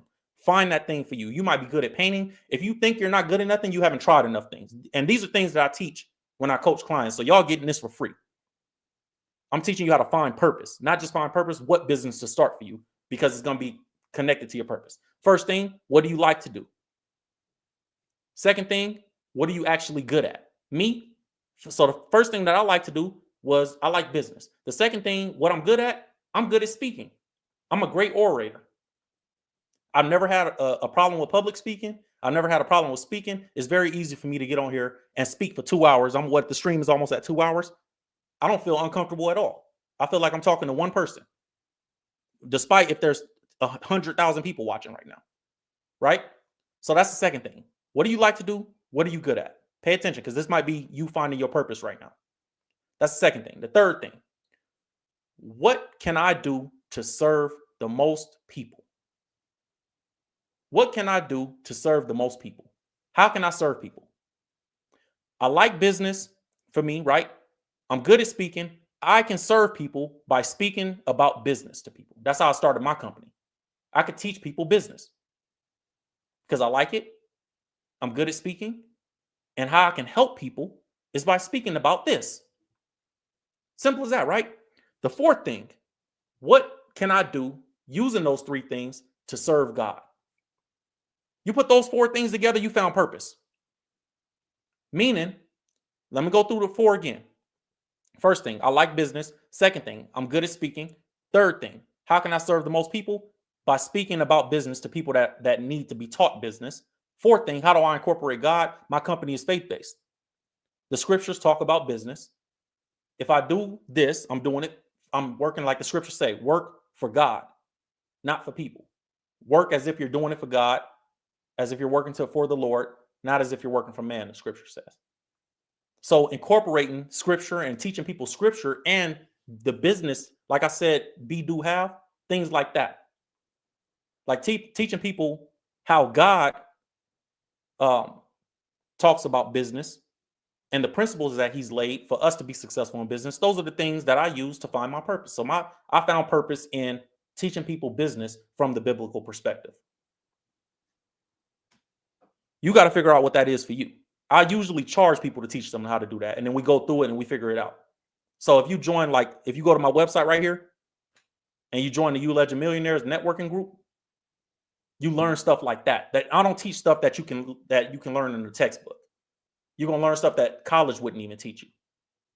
So because of that, I charge a good amount because you can't get this out of a textbook. I'm not going to teach you how to start an LLC or something you could chat GPT or Google. We're going to teach you real things, applicable things. So let me see what y'all saying in the chat. Said, I got a small business. I cut grass and do cement. I got landscapers in my network that I coach right now.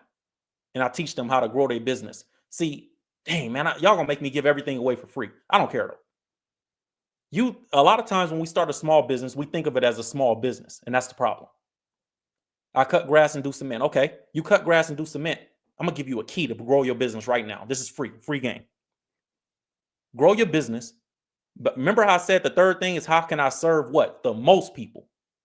If you have a small business cutting grass and doing cement, you only can do that for one place at a time.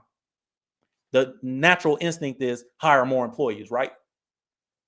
You may not be in a position where you're making enough money to hire more employees. So what do if you have a small business doing grass and cement?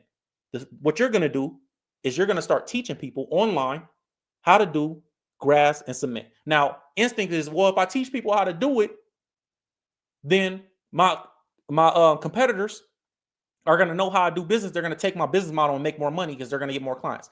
That's the wrong mindset. The correct mindset is if I teach people how to do this online, my customers who are looking for somebody to cut grass and do cement are going to find me and see that I'm the expert on what I do, and they're going to want to hire me over the other people. Free game. And you could touch more people. You see how it's 1,100 people in here right now? Almost 1,130 people in here. I'm touching 1,000 people right now, and I'm teaching them about business. That's more people than I can serve by talking to one person in person, at one of my coaching clients.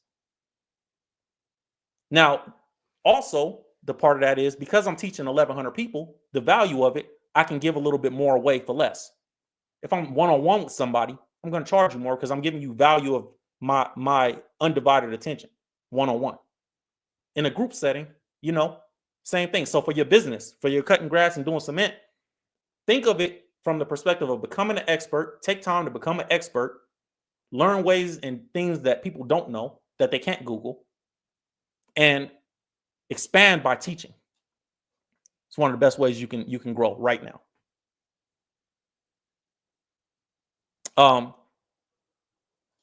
Salute to the my new member too, DKG72 said, pro illustrator and writer, have my own creative studio. Salute, bro. Join my network. I would love to just have you in the group, man. I want all successful people around me. I want everybody working. I want everybody even in the beginning of the Bible, that's the first thing that God told Adam to do. A lot of people think the first command was not to eat from the tree. Don't eat the fruit. But the first thing God actually told humans to do was to work. It was to work and till the ground and work the garden. So I love when people are working. I feel like working is like a spiritual thing. When you hustling, you doing something spiritual. Pretty Mimi said, I'm divorced and starting over, but this is something I'm interested in. Yeah, hey, I've been divorced. I'm married again. Some people say, why would you do that? Some of the homies will say that. But I found the right one, I believe. But I've been divorced. I've been a single father. I've been all that. I've been divorced. So, like I said, there's nothing that anybody could say they went through that I didn't really go through. I've been divorced, single father, had an infant, all that. In the street, shot, felon, all that. I've worked the menial jobs. I worked for minimum wage. I worked for cash pay. I did all that, man. So that's why I feel like God has blessed me to be even those bad things were blessings, because I'm able to teach and help people this way. Said planning to start my business. Start it. You just got to get started. You just got to go. I didn't think we was going to talk about. We was over here talking about entertainment topics. I wasn't here to do my business topics. We do that on the other channel. But I'm glad. Hey man, if you guys enjoy it, I'm happy to do it. Said I was selling Cutco knives door to door at 20. I bet you learned a lot of good sales tactics, huh? Sales is a great skill to have. Said making beats and telling jokes. There's a business. There's a market for it. You just got to find the market that want to hear the jokes and want to hear the beats. Anybody could be successful doing anything. The Bible say all work produces. All work. And then it said in another scripture, it says, whatever you do, do it as you're doing it for the Lord, not for man.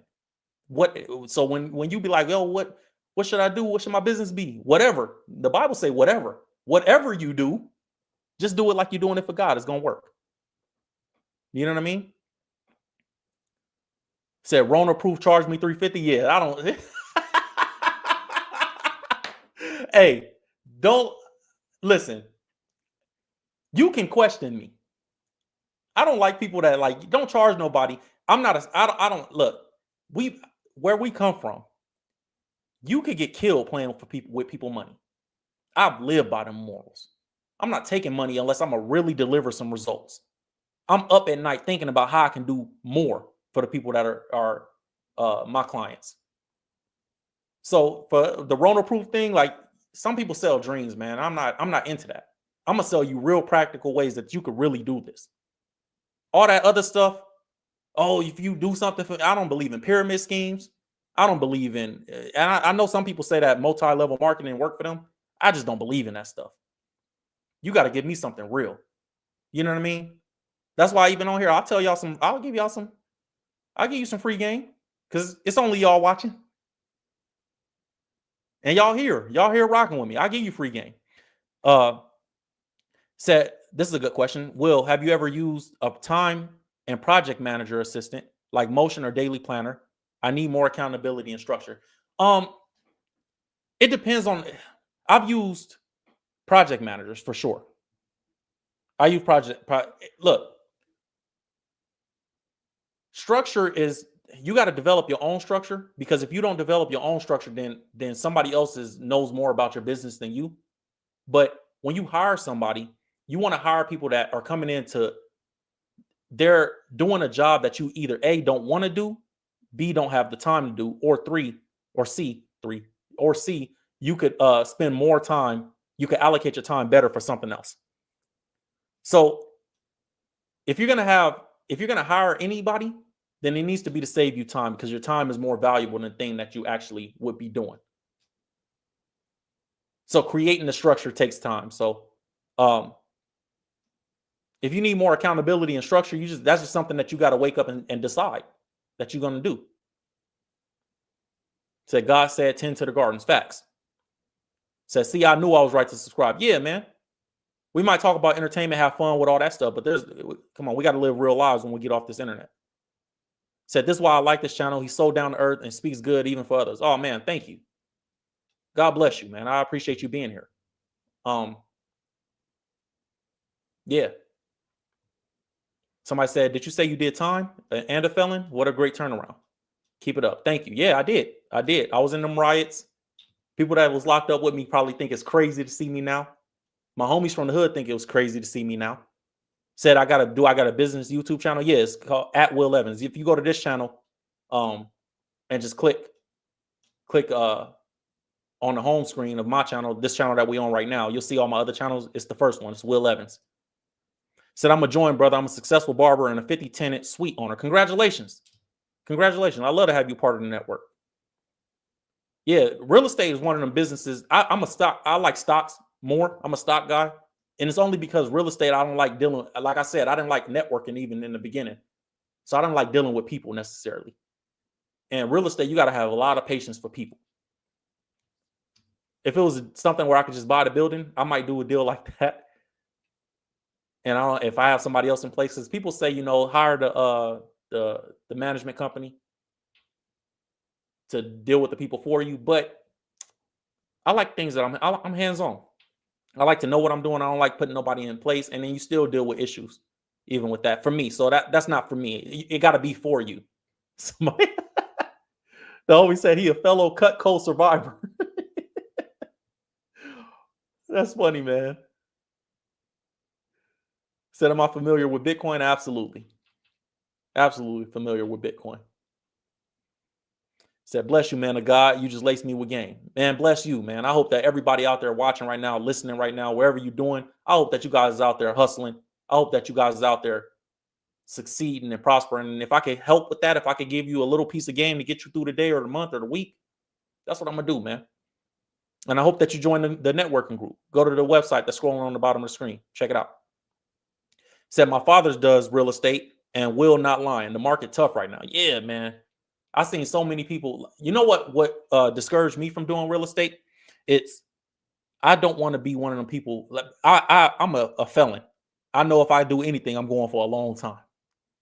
And people really in real estate, people have no problem not paying rent, especially for rental real estate, right? Not paying rent, locking themselves in the house, not opening the door, and I can't go down there with the police, and the police won't do nothing. Or you let's say you evict somebody, they decide to destroy your house on their way out, break windows and all that. I can't deal. I'm not the type of person. I know my temper. I know the things that I'm trying to overcome in my spirit and in my flesh. I can't deal with that. So I'm not even gonna pretend like I can. I'm not even gonna pretend like I can. I can't. So I stay away from real estate. Because if you do me a certain way, I want to do something worse to you.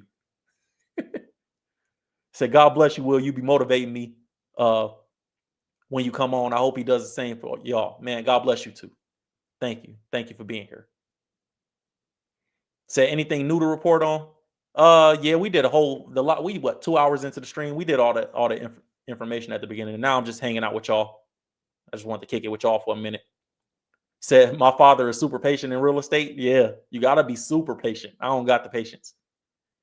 Said, bingo, tenants will hook you up on the way out. Yeah, I can't deal with that. I don't have it. Some people got that kind of patience. I'm more patient with stocks. I'm a stock guy. I'll put my stocks over here and let that. I can invest half my income and be cool. I have that kind of patience for stocks. I don't have the patience for people in real estate. Said, do you have any investment tips? How much are you starting with? Because I could give you investment tips on all tiers level. If you invest in 100,000, if you invest in 100 million, if you invest in, I could give it on all different levels. Maybe not 100 million. Let me not go that far.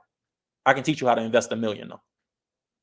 But I can teach you on all different levels. What are you starting with for investment tips? But I would say, and y'all hear this a lot, and I used to hate hearing this when I was coming up, like, oh, invest in yourself. Man, what does that mean? Right? People used to say that to me when I was trying to get successful.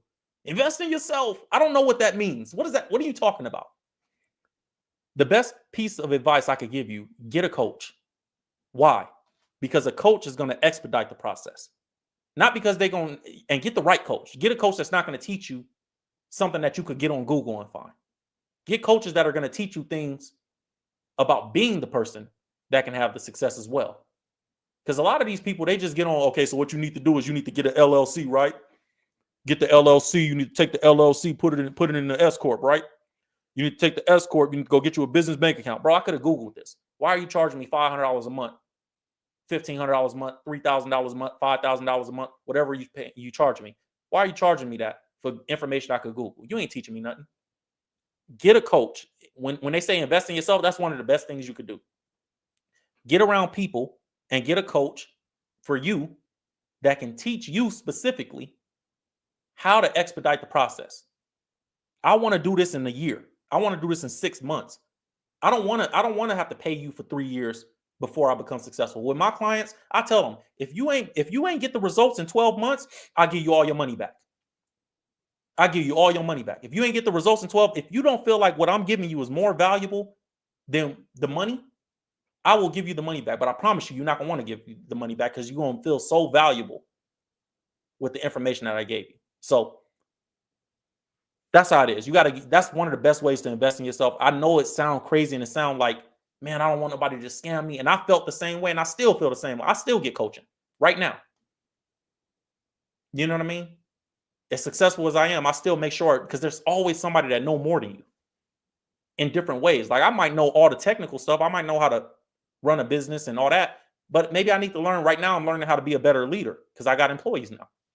I got a dozen employees. I got to know how to lead them. Everybody is different. They come with their different problems.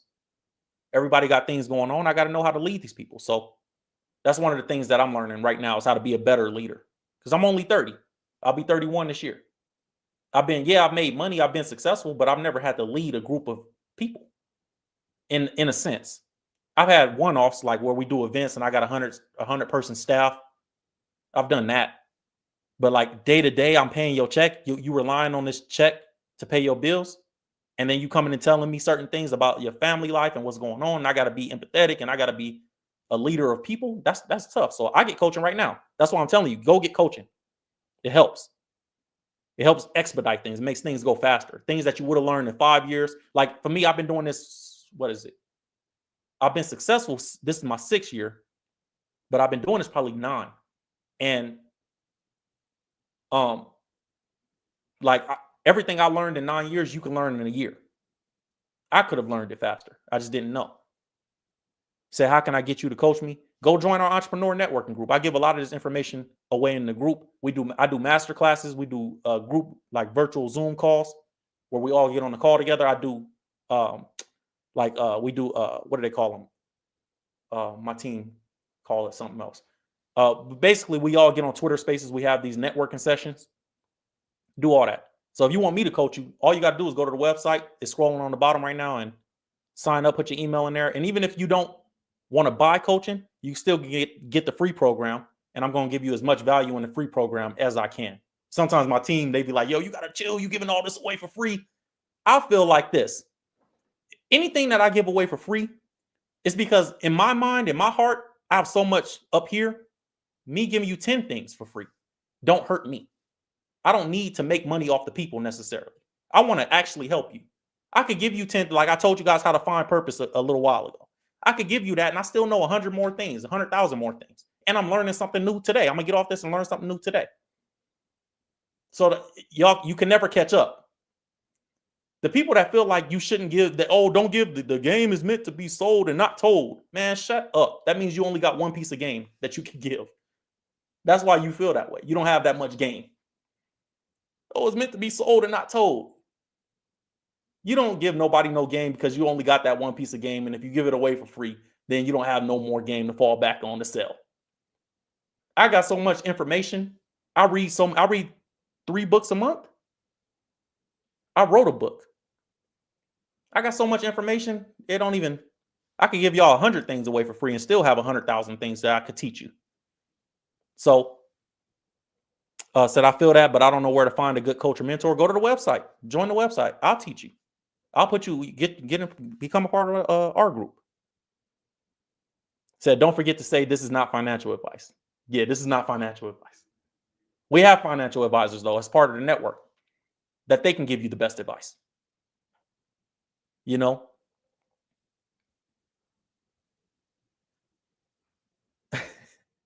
Said, do you have time to coach? I coach all the time. That's my main business. Salute to my new member, Tempest, for joining the channel. Tempest Tolliver, thank you for being here. Thank you for being a member. Let me make sure I didn't miss no members. And salute to Miss Slim Shady Brown. She's been a member for 2 months. Thank you so much for being here. That's dope. And LaDerrick, I appreciate you for your donation.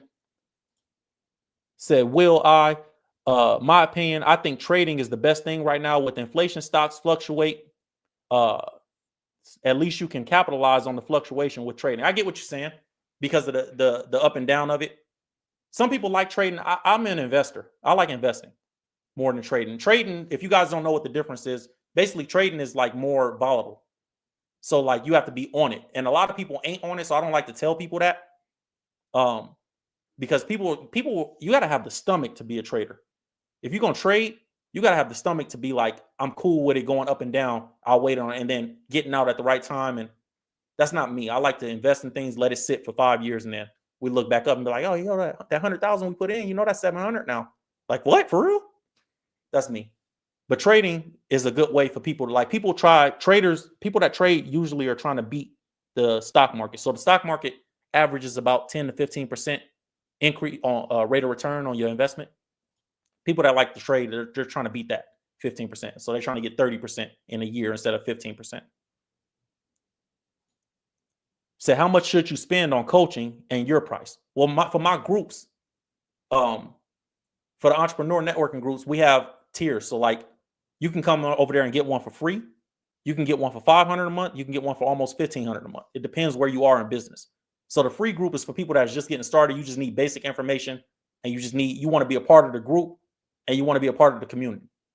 And we give some perks for that too. Like you get budget calculators, you get certain documents. We give free things. You get a newsletter every week with entrepreneur tips and attaching scriptures that you can study and business things that you can study. So that's part of the free group. And I'm working out new things for that too. But like if you're in the $500 group every month, which is less than the price of a car note, man. Like it's less than the price of some of us, we eat more than $500 on DoorDash a month. So you got to think like that. Like for $500 a month, we do different things. You can check the perks out and all that. You get to join a networking group. And then the upper tier, that tier is more for people that are like, you're making $50,000 a year, $40,000 a year, $60,000 a year, and you're trying to get to that 6-figure mark. It's not meant for you to stay. Like it's meant for you to come learn that for a year, learn all this stuff, use all this information for a year, and then go to the next tier where you can go from 6 figures to millions. That's what we're trying to do. I want to make millionaires, because there's a stat I think it's 1,479 millionaires are made every day in America. Every day. So it may seem like when you was broke, when I was broke, I felt like nobody had money. When you get to the place where you are in the millionaire category, you realize everybody got money. Everybody. So that's how much I charge. And then personal one-on-one coaching is a way different thing. I do that only for certain people. I don't take a whole bunch of people on that. Maybe I'll take a dozen a year, because we do business retreats. We got to have a personal relationship to do the one-on-one where it's just me and you. You got to come to the business retreats. You got to come golf with me. You got to be around me. That's a whole different price point. I don't like to promote that, because I want people to come get the value first. That see that what I'm doing, I know what I'm doing first. Don't come over here and just join the lower tiers first. Know that I know what I'm doing. See the value it gives you. See if you can make $100,000 in a year first, or $30,000 a month, or $100,000 a month, and let's start there. You know what I'm saying? Because I don't need nobody money. God has blessed me. Said Will reminds me of Kendrick. God fearing, but got that boogeyman. You know, hell with real estate. Don't end up in jail, brother. It's funny. Me and Kendrick got the same exact birthday. We both born on the same day. God bless you, though, man. I appreciate you. No, ain't no jail going on. I'm staying out. You know what I mean? Let's see. I enjoy listening to people with common sense. Thank you. Yeah, God bless you. Thank you. So how can you teach me how to? Let me see. Hold on. Here we go. Said I don't see the website, bro. I don't got it pinned in the chat. Let me pin it in the chat real quick.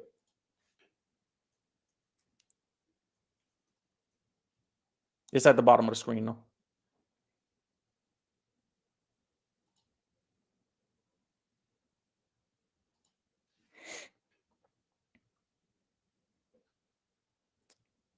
Said Drake banned in Toronto. Yeah, we just went through a whole thing. You got to go back to the beginning of the stream and check it out. Said 500 a month isn't bad, especially if you're learning to triple it. Yeah, that's the triple. We're trying to quadruple. I want you from the 500 a month in 3 to 4 months. I want you to be making 10x that. Like if you making $5,000 a month off of the information that you're learning, you ain't tripping on the 500. Like, man, give them the 500. That's how I feel. I know how I would be. I know how my clients feel. I know how the results that they're getting. They're like, yeah, nah, forget that. And we do a money back guarantee. If you ain't getting the value out of it, let us know. We'll give you your money back. I'm not hurting. God is good, man. We'll give it right back. It's been 4 months, 5 months, and you feel like, man, I usually say give it 12 months. If you still in that tier at 12 months and you haven't learned nothing, we got a huge problem, and I'm going to give you your money back because I don't even want to. There's something else going on. But I promise you, within 4 to 5 months, 3-4 months, you're going to be like, because we're doing something every week. We working all the time. You learning something every day. We sending emails. We sending information. Like, I'm helping. So we don't play. I don't play. You know, I try to do everything I can to make sure people succeed. But like I said, that's what the tier, that 500 tier is the low tier for people that want to you want to make, $100,000. You want to make $200,000 a year. We're going to show you how to do that with your business. That's all. So does this include construction type businesses? Yeah, I got clients that are contractors and all that. I was in construction. So those are my favorite type of people to work with. I teach you. See, when you go to school and you get a degree, they don't teach you actually how to get clients. And that's one of the things I'm going to start going to war with colleges, because I hate that colleges scam people the way they do. You put all this money in. Everybody that works for me has a degree. All my employees have a degree, master's degree, bachelor's. Everybody has a degree. I'm the only one. I own the company. I make the most money out of everybody. And I don't have a degree. I have strikes. I have felonies. But everybody that works for me have degrees. I think, and I tell them, like, they got you. $30,000 for your degree. I could have taught you that. I could have taught you more. Not even that. I could have taught you more applicable information in 3 months than that college degree teaches you in 4 years. Easily. They scam you. Then how many people go to college and paying a student loan off every month and don't make no money off the degree? When you look at it like that, man, listen, you need to be over here with the U Legend millionaires and learning something. This is what we do. I know so many people that got a college degree and don't make nothing off of it. In fact, when you try to go make some money off of it, they're going to tell you you're overqualified. We can't afford to pay you. But they sold you the whole dream in school that you was going to make money using the college degree. But when you try to go get a job with the degree, they tell you you can't do that. It's crazy, man. It's crazy. Those are the people I want to come over here. Let me show you what college didn't teach you. Because they don't teach you how to apply. They teach you how to pass tests. You know how many lawyers we got lawyers in the network that they don't know how to get clients. They know everything about law, but they don't know how to deal with people. They don't know how to go out. They give you the law degree, but they don't teach you how to go outside and, hey, we got clients now. So we teach all that. All that. Because if you don't understand people, you'll never understand business. And it's ridiculous that how they do people. I got a meeting with the company in a couple of days. I'm probably gonna make that a point in the meeting. I'm about to tell my whole staff, like, we about to go to war with colleges. The way colleges scam people. I hate scammers. Because people were out there. If you was like me, how I was, you really need the opportunity. I really need it. Like, I'm doing everything I can to better myself. Don't waste my time. Don't take from my family. And colleges do that all the time. And I don't believe in that as a business model. That's why when we was talking about the Rona proof earlier and laughing at that, like, yeah, we're going to laugh at that. And but jokes aside, like, it's not funny. You know what I mean? Scamming people, taking people's money from them and not giving no value, not delivering on what you said you were going to do. That's not funny. It's not funny. In the hood, you would have got hurt for that. How we grew up. You know, I don't play with people's money. I don't charge people for things that ain't real, and I don't play with people's money. I watched somebody get killed when I was young for a $1,200 tax return because they did somebody's taxes and kept the money and got killed for that. We don't play with people's money here. Said we got people with law degrees charging $17 to cover a hearing. Yeah. Said it's true. College is a scam these days. Facts. Oh no, Will said, don't press the college. Man, we got to, man. They ain't doing what they said they was going to do. I'm about to press them. It's crazy. scams. These are the scams in America. College, taxes. What's the other ones? Insurance. I think those are the three biggest. College, taxes, and insurance. Those are the three biggest scams in America. They give you promises and never give the results. I don't believe in that. Said there are a lot of coders who never got a degree. Oh, I'm about to get on that too. Check this out. This is a great comment. There are a lot of coders who never got a degree and they will never make more than a computer science professional. That's true. But did you see that? Did you guys see that the owner of Facebook, what's his name again? Zuckerberg, just came out and said that all those technical positions that AI can do them now. So if you went to college for the last 6 years, 4 years, or whatever, to become one of these tech guys, an engineer, he said, well, we got to let you go because he just said that yesterday. There's an article. So go check that out. Let me see. I might be able to put that on screen. Look, now we're doing a whole different type of live stream. He just said that, AI can automate those coding jobs. This is the type of stuff I'll be paying attention to too, outside of entertainment. That's why when I tell you guys, when we come on, we talk about Drake, we talk about these topics and stuff like that. Yeah, we talk about it, we laugh about it. But even when y'all say, like, man, it might seem like I'm a little bit more informed than other people that do the same topics. But it's because I read all day. I spend most of my day reading. Check this out. Zuckerberg announces plans to automate Facebook coding jobs with AI. So imagine you went to school and you went to all these coding classes and all these technical engineering classes. You got the degree, you come out of school, and then the company that would pay you the best, Meta, says, by the way, we're not hiring people for this anymore because computers can do it for us now. Thanks for building the computer. College is a scam. It's crazy. It's a great, you got to have skills. Have skills. You don't necessarily need the degree. You got the skill, you find a way to apply the skill, not just the degree. So I thought that was interesting. Says Meta formerly Facebook CEO Mark Zuckerberg says he intends to start automating coding jobs with AI this year. Zuckerberg announced these ambitions, which, if realized, will send ways through Silicon Valley. I'm on Joe Rogan podcast. This is the quote. Other that work and AI that effectively be a sort of at your company that can write code. You about to be out of a job. If you a mid, we all seen it coming, right? With technology, but he basically saying it like, bro, if you a mid-level engineer, you out of a job, brother. And you gonna tell me that college is the way? Never. I don't believe you. I'm not buying it, even if you're selling it cheap. You know how many people they use? You went to the college, got the degree, and then they use you get the degree, come build the company, and then thanks for building the technology. Now we don't need you. In 15 years, there's going to be a lot of people the same way.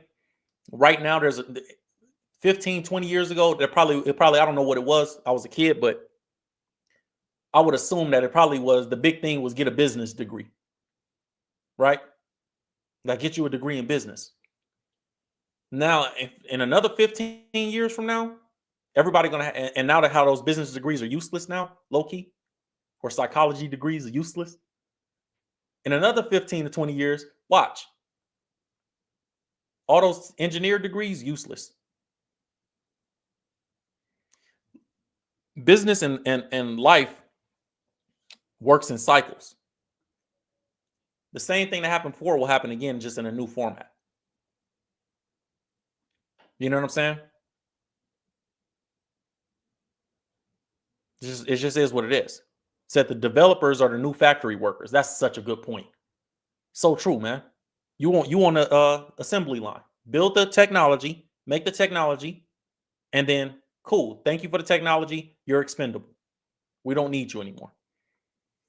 That's why you gotta have information. You gotta understand what's going on.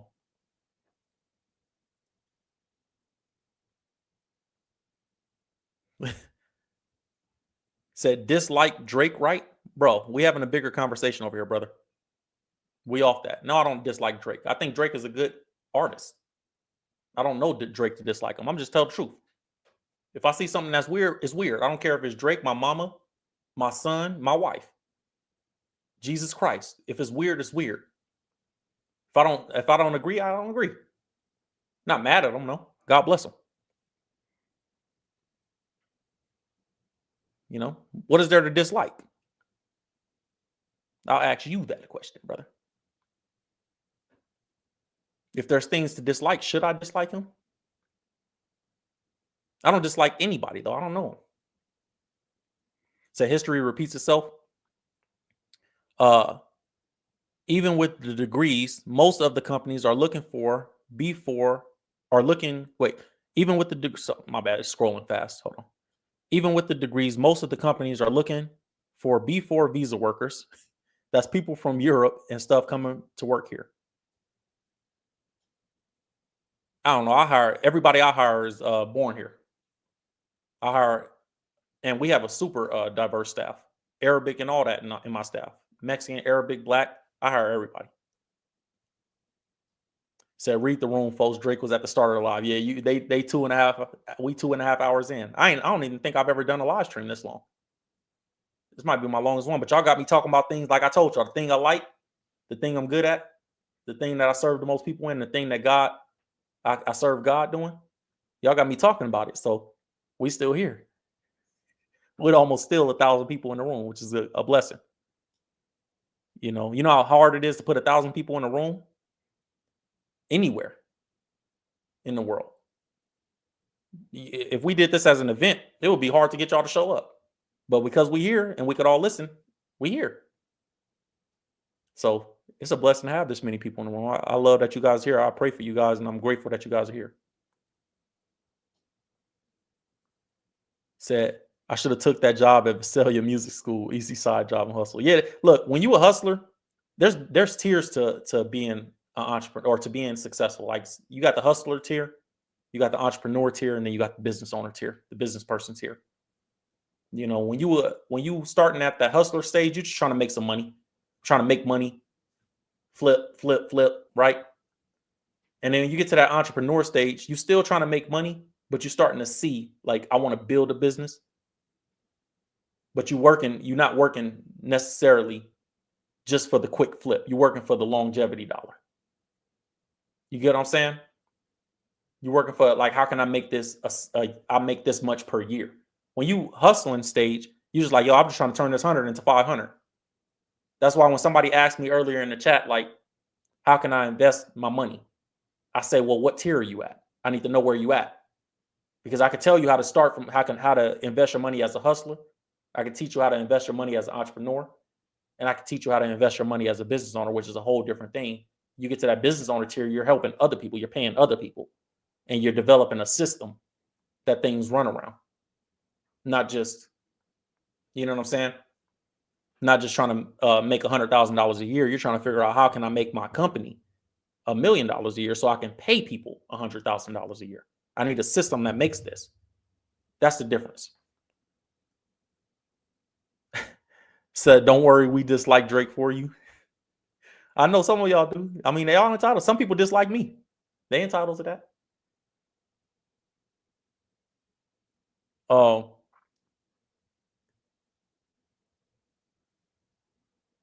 What do you think of the privatization of federal jobs like the post office? I think the post office was they was bankrupt, wasn't they? They was going bankrupt, which is crazy. I think they had to do it.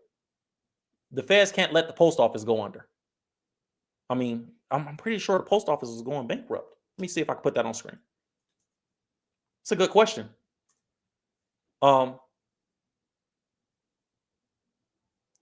Yeah, U.S. Postal Service faces more financial losses. They lost in one quarter $1.7 billion. Check this out. This is crazy too. I know it was that much. I'm gonna put it on screen.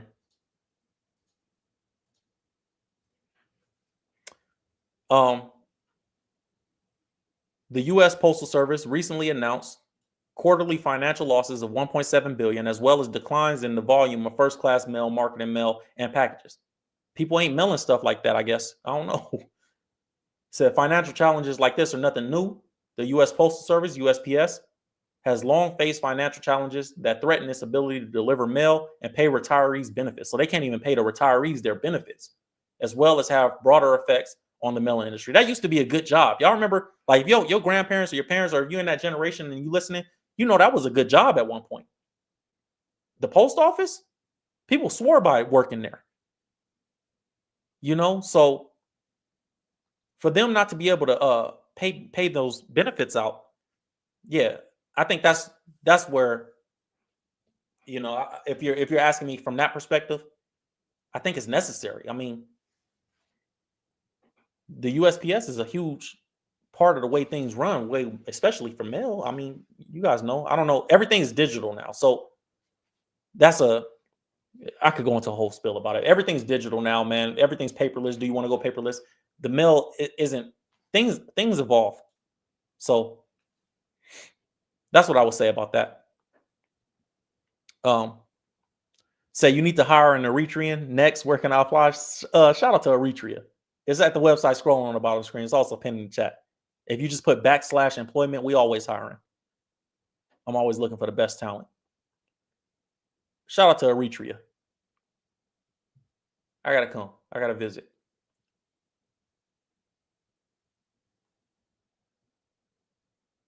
Skills are. I got somebody in the chat says skills are without a doubt necessary, but college is really for licensed professional jobs: lawyer, doctor, engineer, architect. A job that needs a license for now. Facts. I agree with that 100%. If you want to be a lawyer or a doctor, go to school. You got to go to school. But even that is a scam. Before I met my wife, I was dating a doctor. Somebody was going to be a doctor. And what she realized is when she got out of school, that she had to go residency. Do y'all know that? Do you know that doctors got to do like 5 years? Sometimes it's undetermined amounts of time after getting the degrees to become a doctor, where they only make like $40,000, $50,000 a year, even as a doctor. Like the big buck doctors, they've been there for 10 years already. They already did their residencies and all that. So it's like, for me, I'm just thinking from the perspective of an entrepreneur, somebody that's made millions of dollars and has assets, and somebody that I've done it in. It took me 2.5, 3 years to become a millionaire. I was a six-figure earner before that. It took me 3 years to become a six-figure earner. And then I've been a millionaire the last couple of years. I'm thinking about my time. The same, what is that? 9 years for me of working on my business and in my field to become where I'm at. And it was really only 3.5 years to become a six-figure earner. Let's go there. For somebody to go to school to become a doctor and then got to come out, they went to school for 8 years to become a doctor, right? They come out, then they got to do a 5-year residency or whatever it is. Is it called residency? I think that's how they say it. I'm not a doctor, but is that what it's called? Residency? I think it's residency.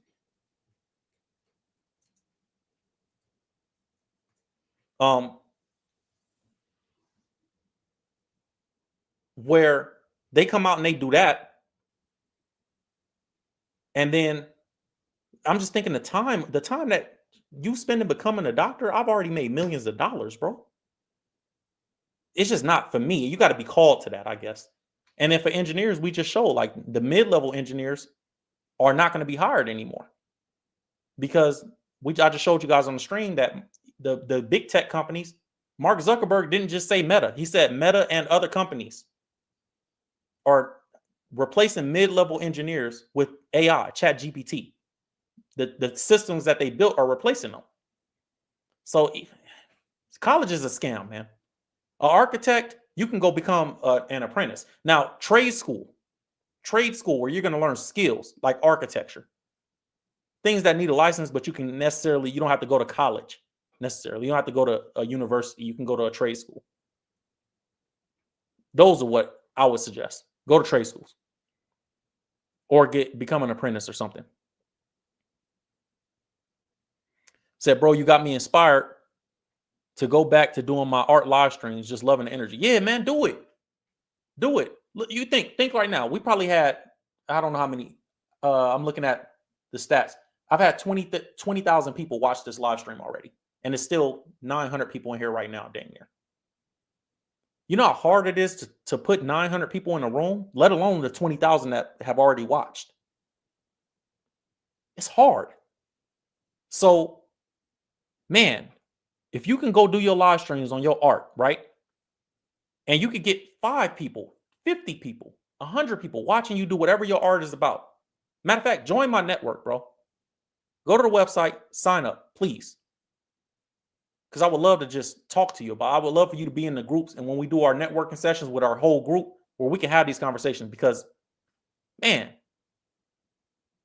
people just sometimes we get caught up in comparison, and we forget that like it's a blessing if you can get for your live streams, right, bro?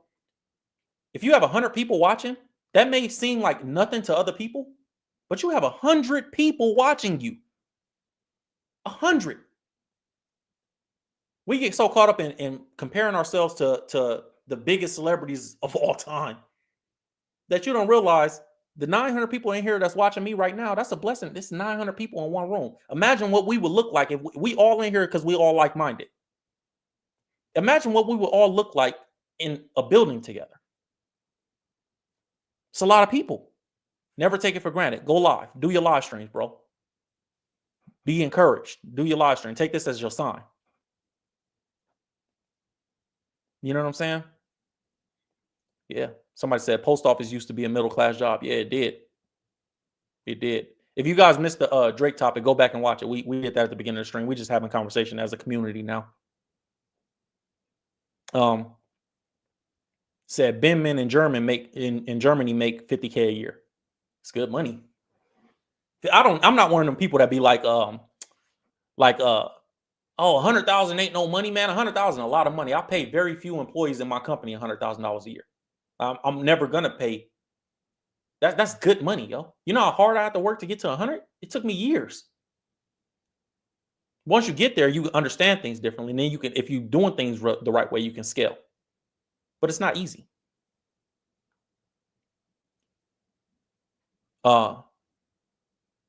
Says school is a scam. So if I had credibility, you would trust me? Come on, bro. You just here to argue. Like, you the same guy. Let me bang you real quick. You the same guy. I'm giving valid reasons on why school is a scam. And if you have any intelligence, you can read through the valid reasons and say, okay, let me listen to the guy that's more successful than me. And maybe he knows something I don't. You know what I'm saying? Like, if you just here to argue, you got the wrong place, bro. I don't like, we're not doing that. Said, I'm sorry if I missed it, but what's the website? It's scrolling at the bottom. Can y'all see the ticker at the bottom? It's ulgnd.com. It's also pinned in the chat. Said, congrats on the office space and contributing to the 401ks. May you and your team continue to grow. Thank you so much, man. That's one of the things I'm super happy about this month, is being able to give all my employees 401ks. That's how we doing pretty good. And then I didn't just get an office. I got the whole floor of the building. So that's a blessing, man. I'm just like, you know, when you come from nothing and you come from poverty, not nothing, because I have family, I love community, but the hood, you know, you come from poverty. When you come from that, and then you can employ people, and then you can like give opportunity, you could teach. And then the thing we doing is my company is business consultant and entrepreneur media. So it's like I'm also teaching people how to do what I did.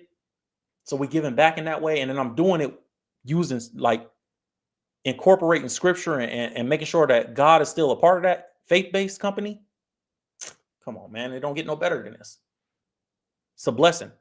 And then the contributing to 401ks, making my company, making sure that my employees have something. You know what I'm saying? Like, I feel good, man. I feel good. I feel like no matter what is going on, I'm just super happy and blessed to be in this position. You know what I'm saying?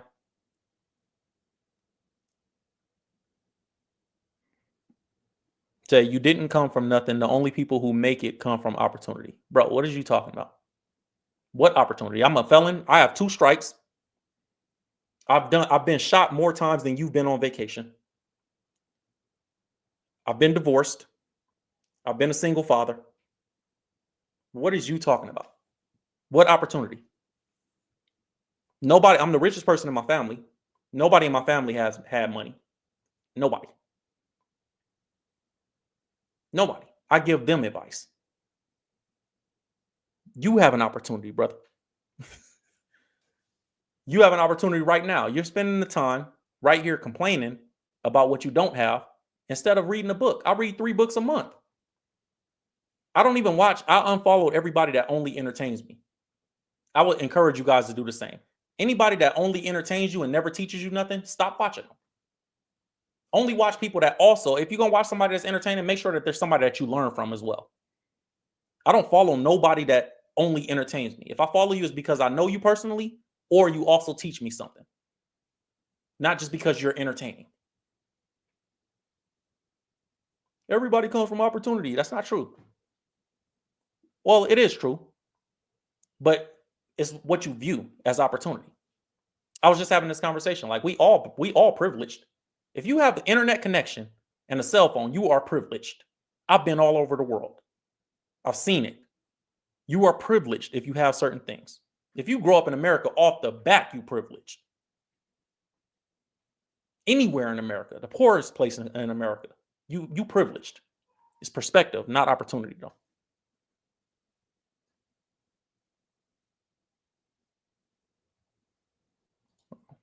You're not going to disrespect my subscribers. I don't care who you are.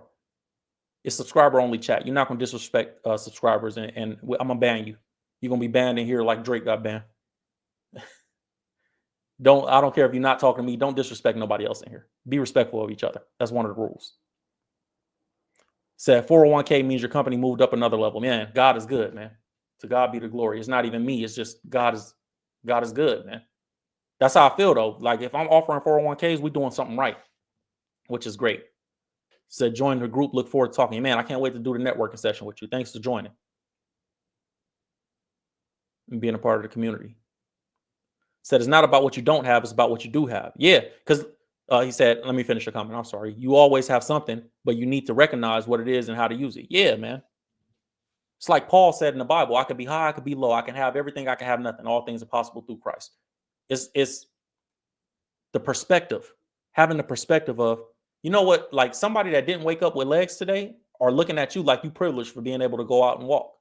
It's all perspective. Man, this is another one. Said, as an immigrant, I can tell you that school is 100. My parents came here with is 100% a scam. My parents came here with no education, never graduated high school, worked, bought taxi cabs, rented them out, and still worked full-time jobs. It's a scam. Anybody could be successful. It's principle-based. It's not knowledge-based. It's principle-based. What are the man, I don't know. I'm giving y'all everything. It's principle-based. It's about the principles. You got number one thing, I'll give you this, serve people. A lot of people aren't successful because they're not doing anything for anybody other than themselves. You're only serving yourself, so you only have for yourself. What do I mean by that? I do, let's say a content creator, right? I do content that I like to do. Well, people don't want to watch what you like to do. So you're not serving anybody. You're not giving anybody anything for them. Everybody that's watching this right now, trip off this. We got about 800 people in the room, right? A little over 20,000 people have watched this stream already. I'm still on it. I'm looking at the numbers. Every person that has watched this is watching it likely by themselves. One person watching it. You have to be able to serve people in anything that you do. If your parents came from, she said, her parents are immigrants. They came, what did they do? You don't have to go to college. You have to learn how to serve people. Get taxis. Why? Because taxis, people need rides. Go get a taxi cab. Any job you do is serving somebody. So how do you get to a higher level of money? You have to serve more people at a higher level. The people that make the least amount of money serve the least amount of people. You're serving people either one at a time, or you're serving people that aren't necessarily in a financial position to bless you with more. They would if they could. How many times have you been in a restaurant and wanted to give a waiter a bigger tip, but you just physically, you literally couldn't? Well, the waiter only earns this much because the people that they're serving only can pay them this much. Service. That's the first principle. I gave 3 principles in my book, right? Let me see if I don't even know if I got the book around here. That's a mistake. I should have had the book to show you guys. I don't think I got the book around, but in my book, I just put it out last week. I talk about the 3 principles, right? And the first principle is service, serving people. And even in the Bible, Jesus talked about how he came back to serve, not to be served. He didn't want nobody worshiping him physically, like washing his feet and all that. He didn't want that. Because the point was, you got to serve people to be successful. He's one of the greatest case studies of all time, too, for business. And I could go into a whole spill on that. But most people don't have because they don't serve. It has nothing to do with knowledge. Going to school is not going to make you better at serving people. Necessarily. It might give you the skills to know like how to serve, but not necessarily how to serve, if that makes sense. You got to know how to deal with people. You got to know what people want and how to serve it to them. Everybody in here is probably here because of the topic that we talked about for the first hour and a half of the live stream. I give y'all what y'all want, and then we talk about something that I want to talk about.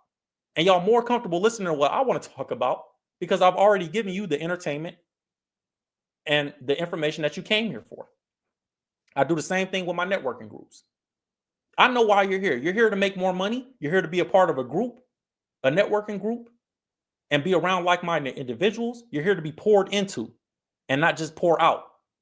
So that's what I'm going to do for you. We're going to do that first. Let's get that out the way. Let's do that first. Let me take care of you first. I know one day you will look out for me. You know?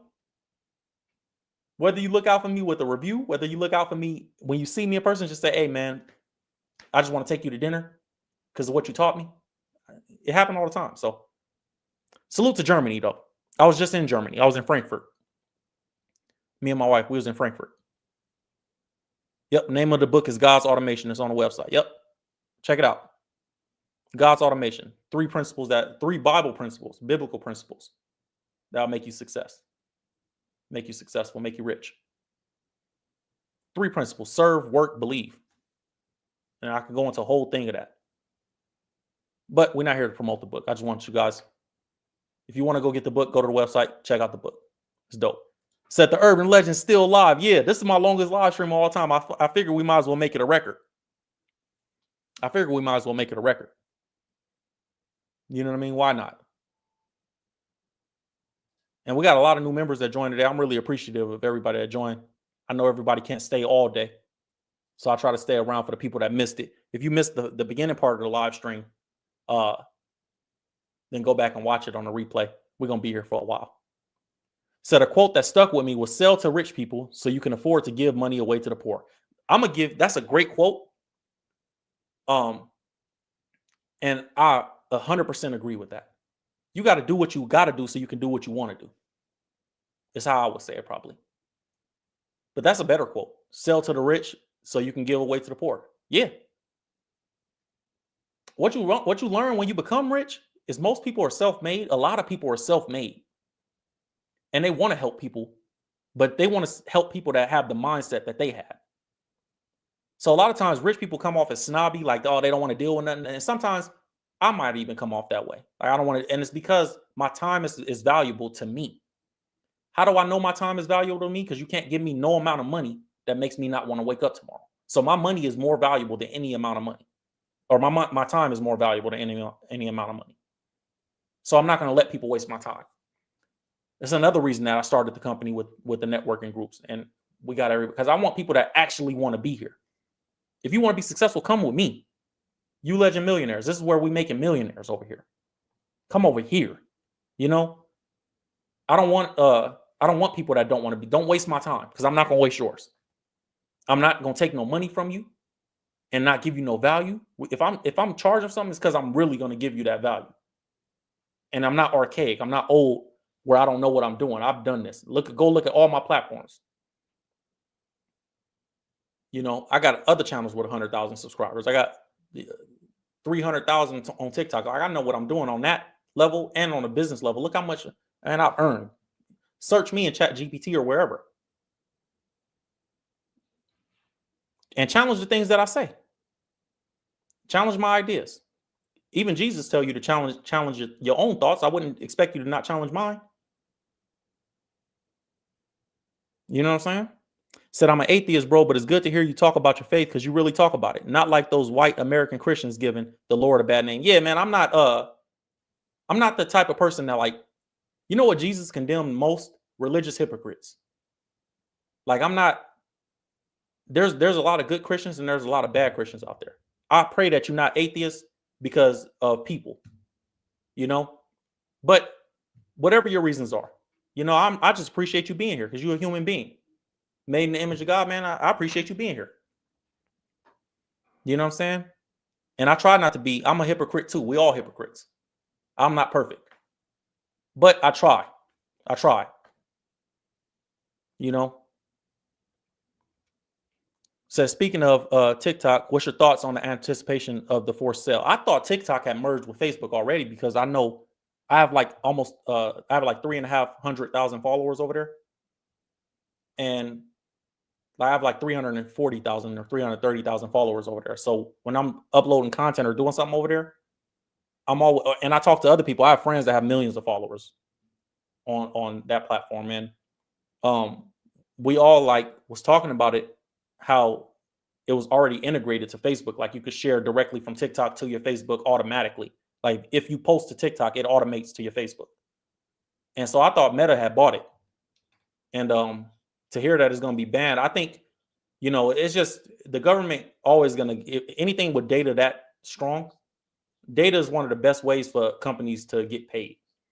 So anything with data that strong and that many people on it, and it's not controlled by our government, and especially controlled by China, if that is true, then yeah, the government not gonna let that rock. It don't matter what's going on. So I'm not surprised that they're trying to ban it. I didn't think it would happen, but we'll see. They still got 5 days to sell it before it's banned. What made me feel like it's actually going to get banned, and what made me flip my opinion on that, is because I saw that they banned it in other countries. When it's banned in India is a huge social media country. India, like, huge. Maybe even bigger than America when it comes to social media. So it's banned in India. It's banned in other countries. So I'm like, oh man, they might really do that. But if they do, something else will come out, and you know, people will still use it. So I wouldn't be surprised, but I think that they're forced to sell it because the government wants to control that data. And I don't know that TikTok gonna budge. I don't know. Says, does Drake realize his deal with Nike is the home of LeBron? So if he keeps bothering James, what do you think will happen? I think Drake is one of the people that thinks he is the program, and he think he can be bigger than the program, and you just can't. You know, you can't have it both ways. You can't be of the world and of God. Like the Bible talk about how a man has to serve two masters, or a man cannot serve two masters. Excuse me. You have to pick one. Like you can't be of one and not of the other. So I think Drake tried like this move. He's moving like he wants to be against the industry, but you've benefited off the industry the whole time. You only want to be against them because they're against you now. And I think with the Nike deal specifically, I think there's relationships in the building, but I don't think Bron hates Drake. I think Drake perceives everybody is a hater and everybody hates him. No, we're just saying that the moves you're making is lame, bro. Nobody hate him, no. Or some people probably do. I don't think LeBron does. I think LeBron look at it like he playing a dangerous game talking about that man's wife, though. Men will kill for their wife. I don't know one man that wouldn't. You know what I'm saying? Especially when you really you really love your wife. I'm not talking about the guy that just got married. I'm talking about the guy that has a wife and he loves being a husband. He will kill you about his wife. LeBron will kill somebody about his wife. 100%, no doubt in my mind. Stop playing with that man's wife. Stop making little, you know, insinuations. Drake may not value marriage because of his background and his expectation of life. But stop playing with that man's wife because it's not smart. That's my opinion on that. You know, I believe in, I'm from the hood, man. Wife, kids, old people. Stay away from them. Women, children, and old people. Those things people will kill you about. And you'll have more enemies than you anticipated over doing something wrong to those type of people, to those categories of people. Because you're not just involved in that person, you're involved in everybody that loves that person. You do something to an old person, everybody that loves that old person, the whole neighborhood get involved. You do something to a kid, same thing. And the same thing with somebody's wife. Somebody's wife, they will go to war behind that. That's a wife. This ain't one of the little hoes that you be running around with. He got to chill with that. And you don't ever want to put yourself in a position that if somebody do you dirty, nobody feels bad for you because of what you did. You know what I'm saying? Like, he put himself in a position when he do stuff, it'd be like, bro, now nobody can feel bad for you when somebody do something to you. Do you feel like there's a huge bias towards every move Drake makes? I think he's under a microscope because of who he is. I think there's obviously recency bias, which is like people are so excited about Kendrick right now that there's some people out there that no matter what Drake does, they're going to feel like he's an idiot. But I also believe that there's some people that you just can't fool and they see through it. And so, like, when he makes certain moves, people be like, I know what that is. He's doing this and he's trying to do it behind the scene. And he's made a reputation. The Bible say that a good name is to be cherished above silver and gold. To be esteemed is more valuable than anything. Is more valuable than any amount of money. He's made a reputation for himself where it's like you kind of put yourself in a position where people looking at you like your name got dirt on it. Behind the scenes, Drake has been known to do a lot of dirty stuff, allegedly. So, you know, there's always going to be a bias from people that heard them stories or experienced that with them, that they don't want to be on this side. You know, that's part of it. Said that's Diddy. Yeah, Diddy in a similar boat.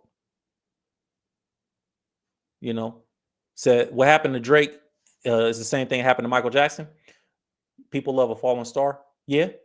They build entertainers for the sake of entertainment, and they'll destroy you when it's entertaining. Look at what happened to DaBaby, the rapper, not Little Baby, DaBaby. When he was on fire, everybody loved him. And when it was time to destroy him because it was more entertaining to look how they do Cam Newton.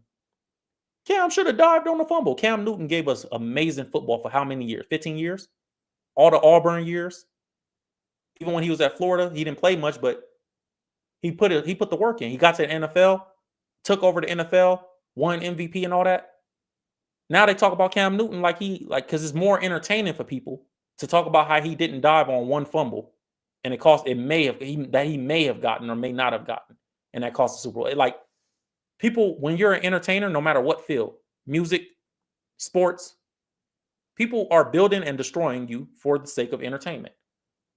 It means nothing to them to destroy you. It means nothing to them to build you up. It's just entertainment. That's how they feel. Said academics been talking reckless. Yeah, academics saying like he's an entertainer. You know, when on my platform, I'm because I'm an educator outside of this. Like, because I have my company, I do consulting, I do business consulting. Like, I'm always fact based for the most part. I give my opinion because it's a little entertaining, but I go off of articles. If you watch my content, you know. I go off of articles, reports, typically. I don't really get in here and start screaming about how I feel about a person because I don't feel no way about these people. I don't talk about these people in my day-to-day life. It's just entertainment for me. But I think academics gets on his stream and act he's being an entertainer. He's a pure entertainer. So if it's entertaining for him to say, what top 5 you smoking on Kendrick? I don't think he hates Kendrick Lamar at all. I don't think if he run into Kendrick, it's going to be smoke. I just don't believe that. Everybody know what Act doing if you in this field. He entertaining. Sometimes he gonna say, it's just like Charleston White.